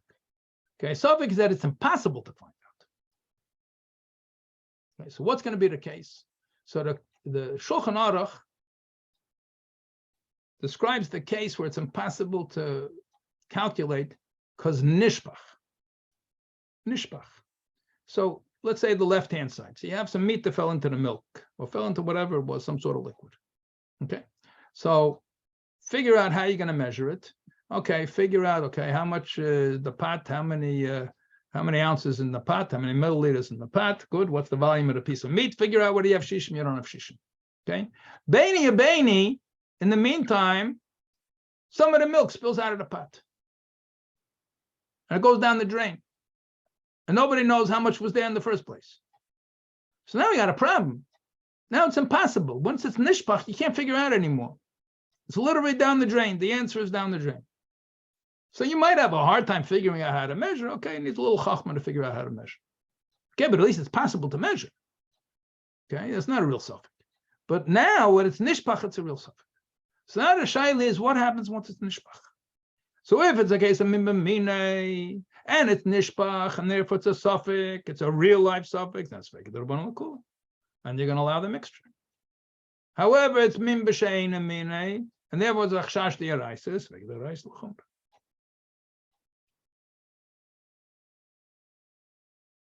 So far, so good. Questions? Should be simple. I mean, we had this before. It's not the chiddush, but there was just the background. Now it's simple because we learned all the Yesodis. But that's what these Yesodis were for, to understand this din. One question I thought of now, I realized I probably should have thought of earlier, but when we say according to Rabbanan, min b'minay, and we said that the Natayret batal b'reiv, and the Rabbanan are saying tzarich shishim, because maybe you're going to cook it, right? No, maybe you're going to get mixed up with min b'shein and That was mina. the yavish. Yeah. The reason This for is because you min might get mixed up between min b'mina and min she'ein mina. min b'minay, but the reason for the Rabbanan was. I'm sorry, I don't get your question. I'm sorry. What was the reason that the Rabbanan said tzarich shishim by min b'minay? Because the gazer, this is lach balach, yeah? So the gazer, you might get mixed up between the right-hand case and the left-hand case. I'll tell you the truth. In this picture, you got mixed up between the right-hand case and the left-hand case. I don't want to confuse you yet. I'll confuse you later. We're going to get confused in Sif Gimel. Okay? But there happens to be some liquid in this pot, right? Yeah. Yeah, so the liquid in the pot is ein amina. Okay, but let's ignore that for the moment. Okay? Right now, it's a case of mibamina. But you see, even in this case, it got mixed up between mibamina and min she'ein amina. You see how easy it is to make a mistake? So it's always small, and as our case, that it should be pure min b'mine, and it's lach balach, and there's no ein amina there. You have to be chacham to figure out such a case. But no, people figure out such cases in real life, so we don't need to talk about it. There's a little side journey over here, which we also mentioned way back when in Bas B'Cholov. Basar Eif B'Cholov. let's say you have basar eif fell into cholav. Basar eif is an issa derabban. So let's say it's a suffix. Let's say it was nishpach. Some chicken fell into the milk. Okay, it was nishpach, and now we got a real life suffix. Okay, what do you think the din should be? The sveka deraisa, sveka derabban. It's Vega de Rabbanon, but It's a sveka again, derabban, so lechora should be lakula. right, but I think by Basar B'Cholav we said is different, right? Oh, so the reason we said it's different. He says, wait till we get the Taruvos. Guess what? We're in the Taruvos.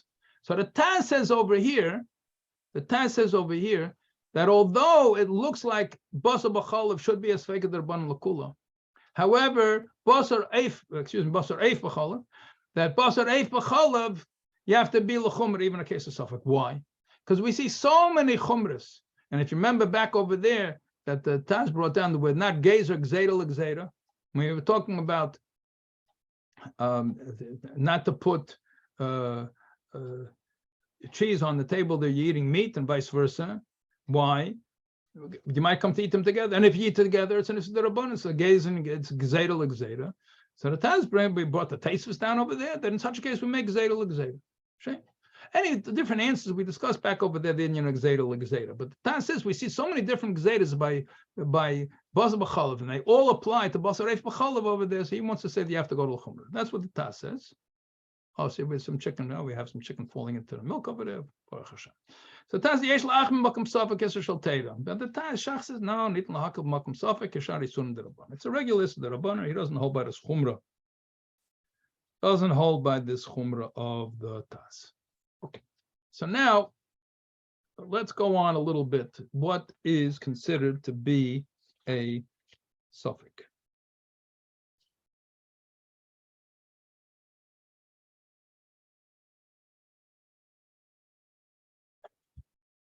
So Siv base is the one we're learning now, and it's a real suffix. What's the suffix?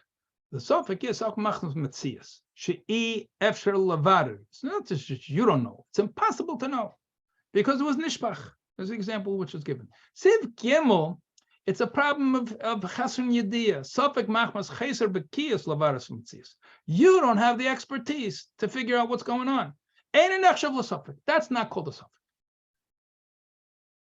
Just because you're Masupik doesn't mean it qualifies halachically to be a suffix.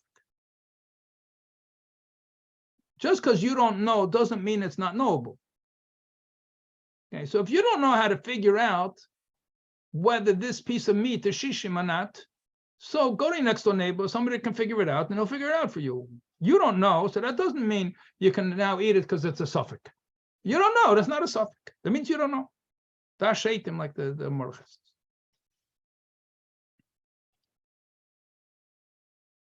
So that's the difference between Sif base and Sif Gimel. Sif base is talking about a case of Nishpach. Okay? But if the Chasron Yediyah, it's not called a case of suffix. So now let's go over the two cases and you'll see how he describes. So it says Nishpach. What does it mean Nishpach over here? So this is, you see on the upper right side, the Ches Sif base. So what happened over here? So we have Nafal Isser Tavshel Ben Yadamim Yeshishim Kenegad. We don't know if there's Shishim next to the Isser. You see how easy it is to get mixed up? Yes, what the Gzeira Mimbamina. This was the same picture. Mimbamina is now using it now for the din of Minsha Einamin, if you notice, just by the way. Well, actually, maybe this is going to say Sveichel Derban Lakula. Okay, we'll soon see what the slide says. Okay, so now let's say in the case, oh yeah, this is, I'm sorry, the case on the right is Mimbamina, and now the chash, a bunch of pieces fell out, including the isser fell out. Okay, but it was cooked together. So the tam of the isser went in, and you don't know whether it's shishim or not. Okay, but before you were able to figure it out, it was nishpach. So now the meat's not there anymore. Okay, so you don't know how to make the calculation. Was this shishim or not? The dog came and ate the meat. Again, it's not here anymore. How are you going to measure it? Can't measure it anymore. You're not going to be able to figure out shishim. It's impossible to figure it out. So the dog ate it. The dog ate it. The meat's not around. The liquid's not around. So here you poured out some of the liquid. Some of the pieces fell out. You can't make the calculation anymore. Or in the case, ain't shishim. So now you know there's no more shishim. Shailis beforehand was the shishim. Okay, now the treifa meat's not there anymore to give tam. So if it was here now, half of the pot spilled out, some of the pieces are no longer there anymore. Okay, so now there's no shishim. Okay, but maybe before there was shishim. So masupik.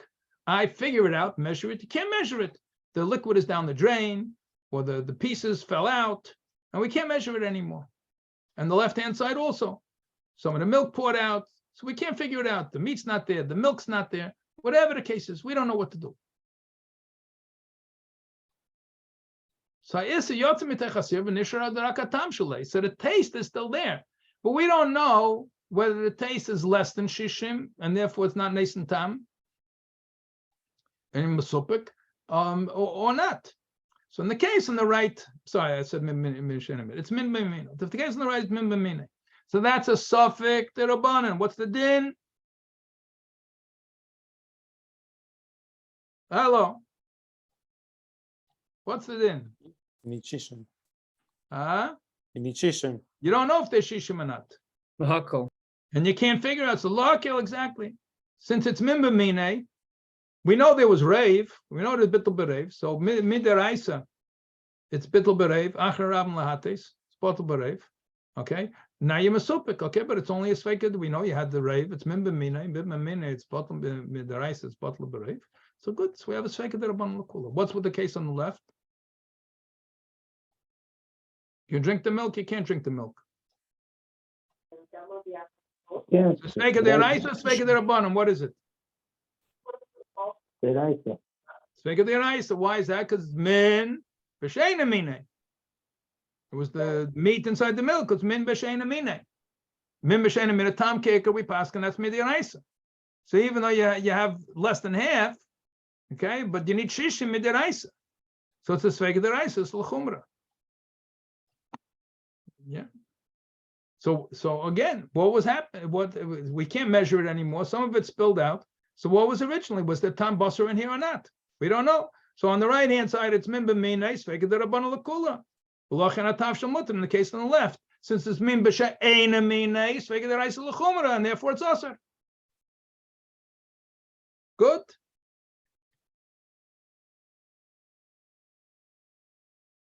Questions?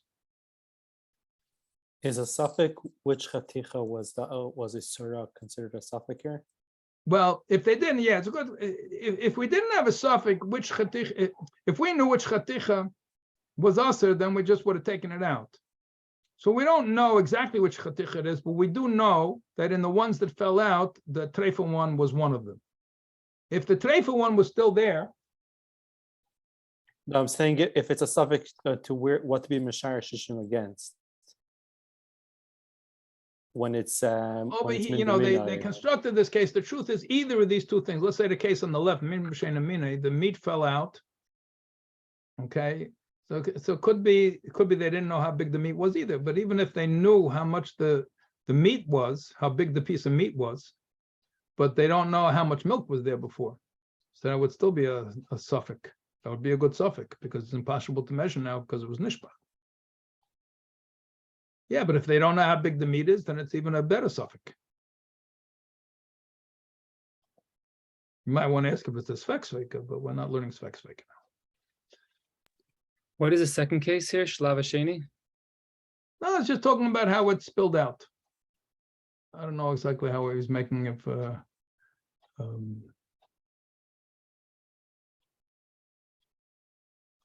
Yeah, I don't know. These pictures are a bit confusing. The shlab first the Isser fell in, and we didn't know it was a shishma or not, and then the Isser went out, and the time is remaining over there, and then some of the tafshel fell out also. You could construct the whole case where one of them you could also make a suffix, but you have to have the Isser fall out because if the piece of meat is still sitting there in the milk and half of it fell out, so now for sure there's no more shishim, so there's no shayla, the whole thing's usher now. So that's why they had the Isser fall out, and then they had the liquid fall out. Now let's learn inside. In the side of min b'minei v'nishbach. So the first case it was min b'minei, and nishbach, that some of it spilled out, in such a manner that it's impossible to figure out the calculation. So then what's the din? So it's min b'shein and mine. So you tell me the din. What's the din? What do you have to know first? First step, what do you need to know? What's midiraisa with this mixture? There's a taruvos min b'mine. A piece of nevela fell into the kosher pieces. So what do we need to know? Is it rave? Exactly. We need to know. Is it batal b'rave? Otherwise, it's sveka deraisa. It doesn't help us over here. So first of all, we need to know. If we know it was majority kosher, it was a majority heter and mutter. Why? Because it's midiraisa. It's a batal b'rave. And it's only a sveka derabanan. Only merabanan we need shishin. But if you don't know that you have rave heter, then it's what? Sveka deraisa, sveka derabanan. Deraisa. Sveka deraisa, aser. So first the Mechaber compares within Mibamina itself, it could be a sveka deraisa, sveka derabanan. Depends whether you have rave or not. Okay? And if you don't know whether you have the rave, then it's also sveka deraisa. Skip this Ramah a second, we'll come back to it. But if it was min b'shein and mine, it was two different tastes, and it spilled out b'inyan shein yechem lama the love l'sharei, and the same thing we can't figure out anymore to make the calculation. Even if you know there was rave, it doesn't help you. It's aser because tam kikah midiraisa. So if you're not sure of shishim, that's just fake deraisa. How do we know the Mechaber also that tam kikah midiraisa? From here we know it. Mechaber didn't say, I have something to tell you. You should know I hold tam kikah deraisa. No. How did he tell you? He told you by saying the min b'shein min, which is nishbach is aser. And it's because it's fake deraisa.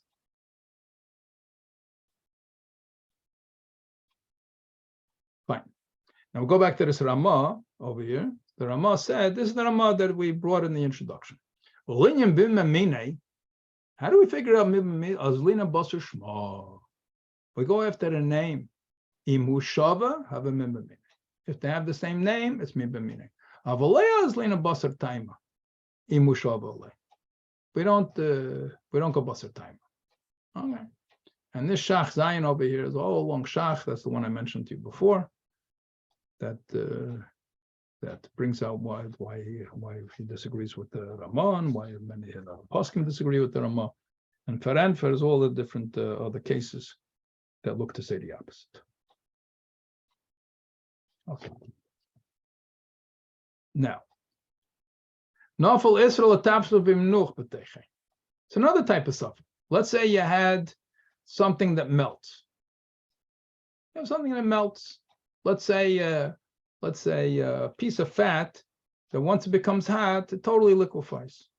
It's not such a great example. We'll see later on why not. But let's say you have something which dissolved.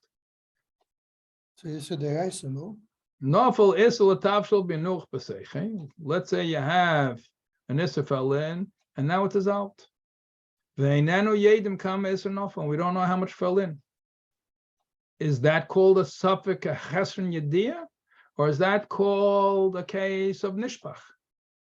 That it's impossible.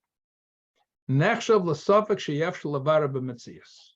That's something that it's impossible. It's a real suffix. So therefore, it's a svega derabanan. This case of nimuch is just the all it's adding is just another case, whether we call it a suffix or not. This is not telling us anything new about our din with our klal svega derabanan l'kula, svega derabanan l'chumra, svega deraisa l'chumra, svega derabanan l'kula, as we still keep the same principle. That doesn't get adjusted over here. But as we're going to soon see, that not everything is considered to be a suffix. This is considered to be a suffix. It's nimuch. It's the same thing like the nishbach. It's not around to be measured anymore. Okay, so here I don't know. This meat just dissolved over here. It's magic. Because of a very hot pot. Fine. And with the dissolving thing, if this is going totally off topic, then If we'll it's get off to it topic, time. please leave. If we have time at the end, I want to get through things, please. I'm sorry. Okay, not a problem. We gotta stay, we Yeah, have to on thing. So there we stay, focused. Okay, because now you got to put on your thinking caps a little bit. Look at this pot over here. We have meat and potatoes. Yeah. And now we got another piece of meat. So we got meat and potatoes. So we have treifa meat, kosher meat, and kosher potatoes, or at least formerly kosher potatoes. Okay. Now, what do you call this, Taruvos? This is min b'mina or min b'sheina mina? It's both. If you look at the treifa meat, lagaber kosher meat, it's min b'mina. You look at the treifa meat, lagaber potatoes, it's min b'sheina mina. Okay. So what's over here? Is this a sveka d'Rabbanan, sveka d'Oraisa? Min b'mina is bottle berev midiraisa, so that's only in Indian. It's a sveka d'Rabbanan l'kula. But min b'she'ena mina tam ke'eser midirai tam ke'eker midiraisa. So lagabe potatoes, this treifa meat lagabe potatoes min b'she'ena mina. It's a sveka d'Oraisa. So what do? So first he's going to make the case. How do we get a case of a suffix over here? What's going to be the case of nishbach? So what happened over here? So a whole bunch of stuff fell out. So the treifa piece fell out, and the kosher, some potatoes fell out, some kosher meat fell out. Somebody dropped the cholent pot. Okay, fine. Baruch Hashem, the treifa went out of the pot too, but now it's nishbach. So now what's the story? A very, very big chiddush. Strange din happens over here. And this din, before I get to it, it's based on a Gemara. It didn't come out of nowhere, this din. The din looks like it flew in from left field. Okay, but the din is miyusad on a Gemara. Okay, but the Gemara is talking in a certain way. The Gemara there has the opposite concern of our Gemara, because the Gemara over there is paskening like Rabbi Yehuda. Okay, and he's so we over here are worried more about the potatoes or the kosher meat, as far as Isser is concerned. Where do we have more of a problem? Min b'mina is more of a problem according to us, la halacha. Min b'mina is more of a problem. Min b'sheina mina is more of a problem. Which is a bigger problem for us? She'ena mina. She'ena mina is more of a problem, yeah, because min b'mina is midaraisa, is batal b'reiv. Okay, and min b'sheina mina you need shishim midaraisa. Okay, so for us the potatoes are more of a problem. Okay, according to Rabbi Yehuda, which is more of a problem? Min b'mina, min b'sheina mina. Min b'mina. Min b'mina is more of a problem. Okay, so we are more worried about the potatoes than the meat. Okay, Rabbi Yehuda is more worried about the meat than the potatoes. In fact, Rabbi Yehuda is more worried about the meat than we're worried about the potatoes. Because even when we're worried about the potatoes, at least we have bittul b'shishim. Rabbi Yehuda says it's also b'mashu min b'minei. So there's no bittul at all, according to Rabbi Yehuda. So the Gemara says like this: if this happens, okay, we are going to pretend for the purpose of the math, we're going to do the math, and we're going to leave out the kosher meat. Just pretend the kosher meat is like that kosher meat does not go into the cheshbon, and we're going to see min b'she'ena mina. What's the story? Do we have bittul in the meat lagabe the potatoes? Okay, and if we do, it's kosher. That's what the Gemara says. It's a Gemara. What's the explanation of the Gemara? This is a fascinating subject. It's a fascinating sugya. We don't have time to go into it. But that's what the Gemara says. Comes the Rashba, and he says we can take that Gemara, and now we're going to flip it on its head. Okay? So in the Gemara, Rabbi Yehuda said ignore the kosher meat, because then they would answer all. They would answer everything. It's a min b'mini le bottle. Yeah, it's a big problem. Okay, according to us, it's better min b'mini. It's batal b'reiv midiraisa. Okay, but we have a problem with the potatoes. Okay, so Rabbi Yehuda took out the meat, so we'll take out the potatoes. How do you like that? The Rashba takes his whole dinner, he reverses it. He says, take out the potatoes and make the cheshbon just like the meat. And see. And then if you're going to have a suffix, what's the suffix going to be? It's going to be a sfeika deraisa, sfeika derabban. Since you're measuring, if you're ignoring the potatoes like they're not there, it's just meat against meat. It's min b'mina, it's batal b'reiv midiraisa. So if a bunch of stuff fell out over here, so now we have a suffix, yeah. So what is this suffix now? So there was some time absorbed over here. It was cooking in the pot, and some of the taste of the nevela went into everything over here. Along comes the Rashba, and this din is from the Rashba now. The Rashba is basing it on a Gemara, but he made a wrinkle on the Gemara. In fact, he turned the Gemara on its head. And the Shach says it's not a good comparison, this Rashba. In any case, it's a Mashal's kasha. We'll soon get to it. Okay, but he says just figure it out. What's with the meat? We're not worried about. The shaila is what's with the potatoes. Okay, so we're going to say that the meat is batal b'reiv midiraisa because it's min b'minei. So it's nishpach, and now we can't measure it anymore. So what's going to be the dinner of the meat? The dinner of the meat for sure is going to be okay. The shaila is what's going to be with the potatoes. Do we say that we take the potatoes out of the picture, now the potatoes are completely mutter or not? So the Machaber says like this, there's a Shulchan Aruch. The piece of nevela mixed with mine, which is the kosher meat. If you mixed up, don't worry about it. You'll go over it, you'll chazer it over, and you'll get it straight. But it's till you chap, it's such a strange din, it's difficult to wrap your head around this. So if you're not getting everything, don't worry. So the treifa piece of meat got mixed up with mine, with kosher meat, ubesheina mine, and also the potato, something which is ain't mine, v'nishpach. And now it got spilled out. Binyan she'ein yechelum lamid olav l'shayre. And now you can't figure out to make the calculation. Do you have reiv? Yeah, you have reiv. We know we have reiv heter b'mine. Okay, the ain't mine is not going to help reiv anyway. We need shishin. Okay, but we know we have reiv. So the min b'mine part of this is beseder midiraisa. So now, as far as the meat is concerned, we have a sveka derabban l'kul, yeah. So it says the Mechaber, reina she'eina mina kileine. We view the potatoes, the eina mina, as if it's not here. Vashar mina rava lov mavak. And what's remaining, how do you learn this word vashar is also debatable, but what's remaining, that they have reiv, umavatle, so sav sveka derabban l'kula. And you can eat the meat. So it looks like everybody agrees with this din as far as the meat is concerned. The shaila is, do we go so far? Reina she'eina mine, kila eine. You look like it's not there. So what happened now? You can eat the potatoes, you're not going to eat the potatoes. What's going on here?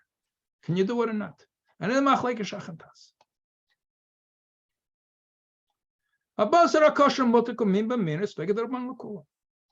Okay, so we're not worried about the meat.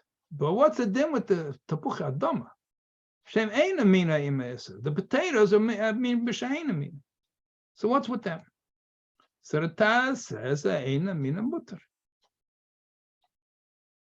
We'll skip the second line for a second. The Shach says eina mina aser. Ki lagabav was feket deraisa l'chayr. Reim kila eina going to help Rabbi Yehuda's case because there's no tam. But over here, there's tam nevela inside these potatoes. So what's going to help you? The nevela, tam nevela inside the potatoes is min b'sheina min. It's a sfeika deraisa. You're talking about a metzias over here of tam. Over there, but Rabbi Yehuda, he holds min b'mina is not bottle, is also b'mashro. Why? Gzeres akosov. That's not a metzias. Rein kileina. Okay, so you have whatever mocker he had for that din. So it overrides his Gezeres HaKosov. But over here, we're worried about Tam. Tam is Inyan Gashmi. What is it going to do? Roim Kilaino, and the thing tastes like Nevela. Said the Shach. So the Shach says, okay, fine. We'll be able to eat the meat, but we're not going to be able to eat the potatoes. This is Mashal's Taina that the Rashba learned the Gemara to our case by reversing the Gemara from the Psaka Rabbi Yehuda to the Psaka Racham, like we paskin. Doesn't follow. Doesn't follow. It's a Marshal's Taina. And the Shach basically accepts this Taina. The Gemara is not going to argue with. The Gemara, we understand the Gemara. But that Gemara, the way the Rashba applies it to this case over here, doesn't follow, because we have a problem of Tam. There's the Tam Isser inside the potatoes, Min B'Sheina Mine. Okay, and that's a Svega de Araisa. But the Rape taste doesn't help Min inside the- B'Sheina Mine. It only helps the Min B'Mine. But the taste inside the potatoes is only tam. It's not the etzem isser. But we paskin Tam Kirker de Araisa. But it's also but tam of the beef is still kosher. not there. The Tam was absorbed in the potatoes. That's the din of Tam Kirker de Araisa. That's where we paskin. If we knew that there was no shishim, there's no shaila the potatoes go in the garbage. The only Shouldn't that- shaila over here, we don't know whether there was shishim or not, because it was nishbach. So then is it sveka de araisa, and therefore you can't eat the potatoes mitzat safek? You don't know whether it's shishim or not? Or do we say rein ki lein and you can eat the potatoes? Shach says no, it still remains a sveka de araisa. Are you going to tell me that lagabe the pieces of meat is sveka de rabbanan? Good, I'll let you eat the meat, but the potatoes not letting you eat. Shouldn't that tam have been batal in the time of the Ksheris of Min B'Minai?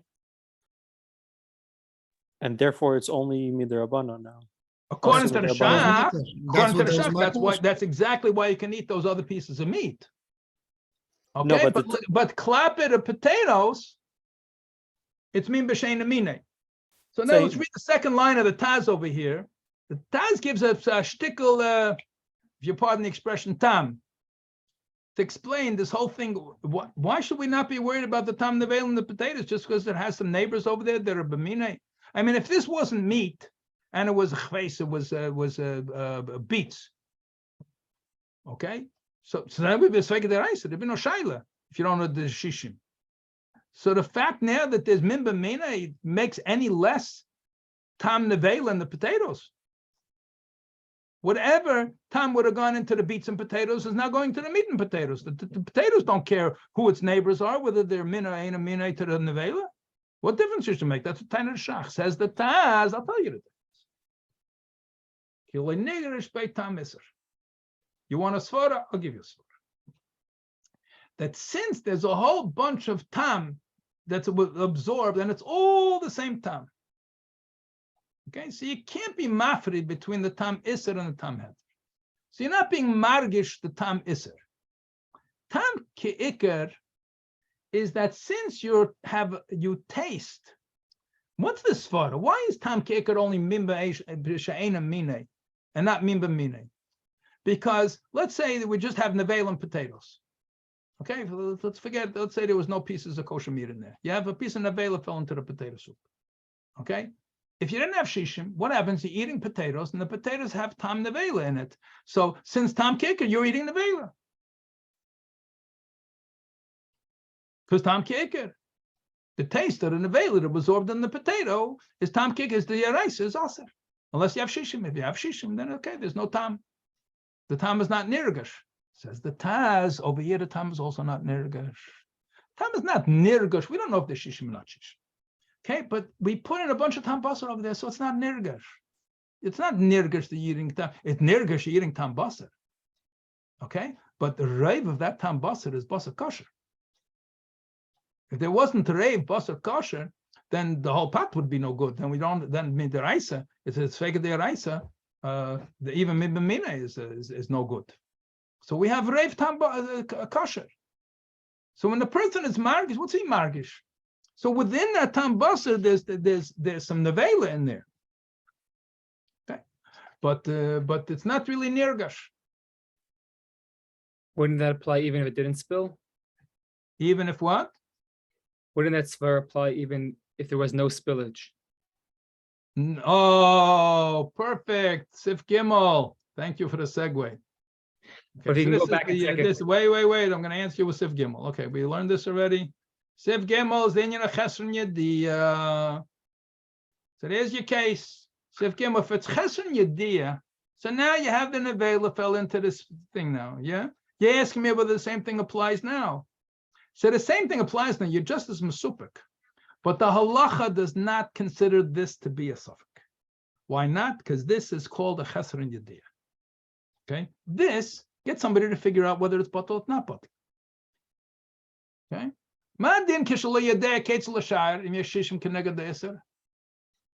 So that's Sif Gimel. So this only applies when it's impossible to make the calculation. But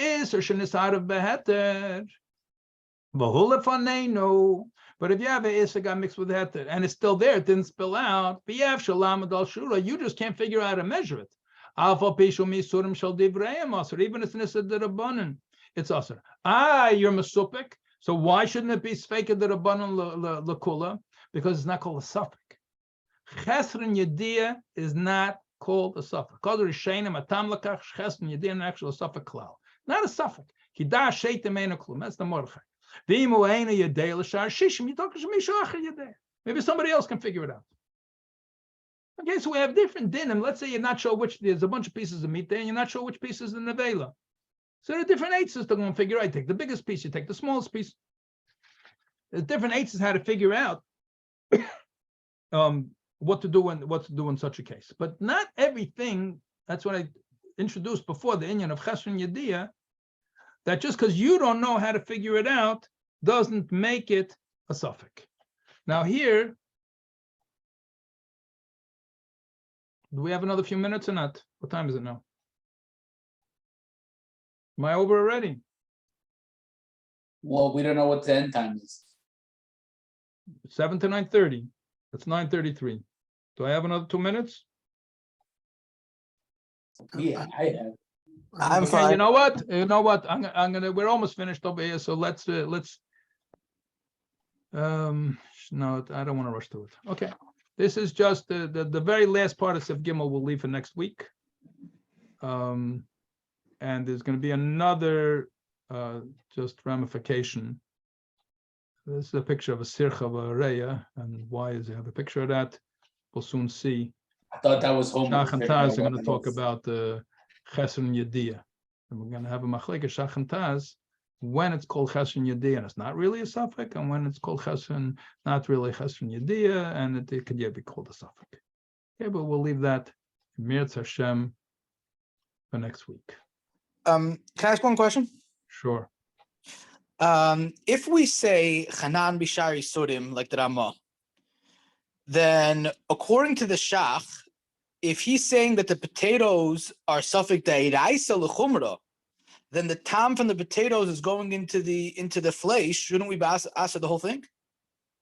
The thing is, Prima Godem speaks about this, and he brings down that even according to the Ramah, who holds it's only midrabban. In other words, there's the machlekes machaber Ramah about chetich nas and avela is a double. First of all, machaber holds that it's only that it's only but like a ben Ephraim that it's only bas b'chalav, not b'shari surim.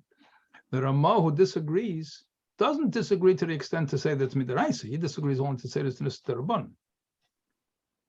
Okay, and the Mechaber holds that no, there's no Nas and Avel, or Shari Surim says even with the Rabban there's no Nas and Avel. So therefore, even if you're going to say Nas and Avel, it's still a Sveik the Rabban. In which case, then we're back to our Sveik the Rabban. That's exactly the case we're talking about. Yeah, right. Okay. That's what we're talking about. Talking about Shari Surim. That's why they brought the example over there, the meat falling into the milk, but I just treated it like a regular Esed. Yeah. Machlek is between the Shach and the Taz just now. How like what's the halach? Because for me, which machlekes? Machlek we just had. I think it was we had a bunch of machlekes. The Shach with the Marshal. The Shach read the Marshal with the whole Rashba back and forth, and the Gemara over there. Okay. How do you pass in halacha? You look at the chaveres. Look at the chaveres. Okay, so we pass over there. I'm safer passing like the shach. That's my question. How could you pass like the shach? That's my question. It doesn't. Let's say let's say there's a time. The time, I don't know if it's the right expression or not.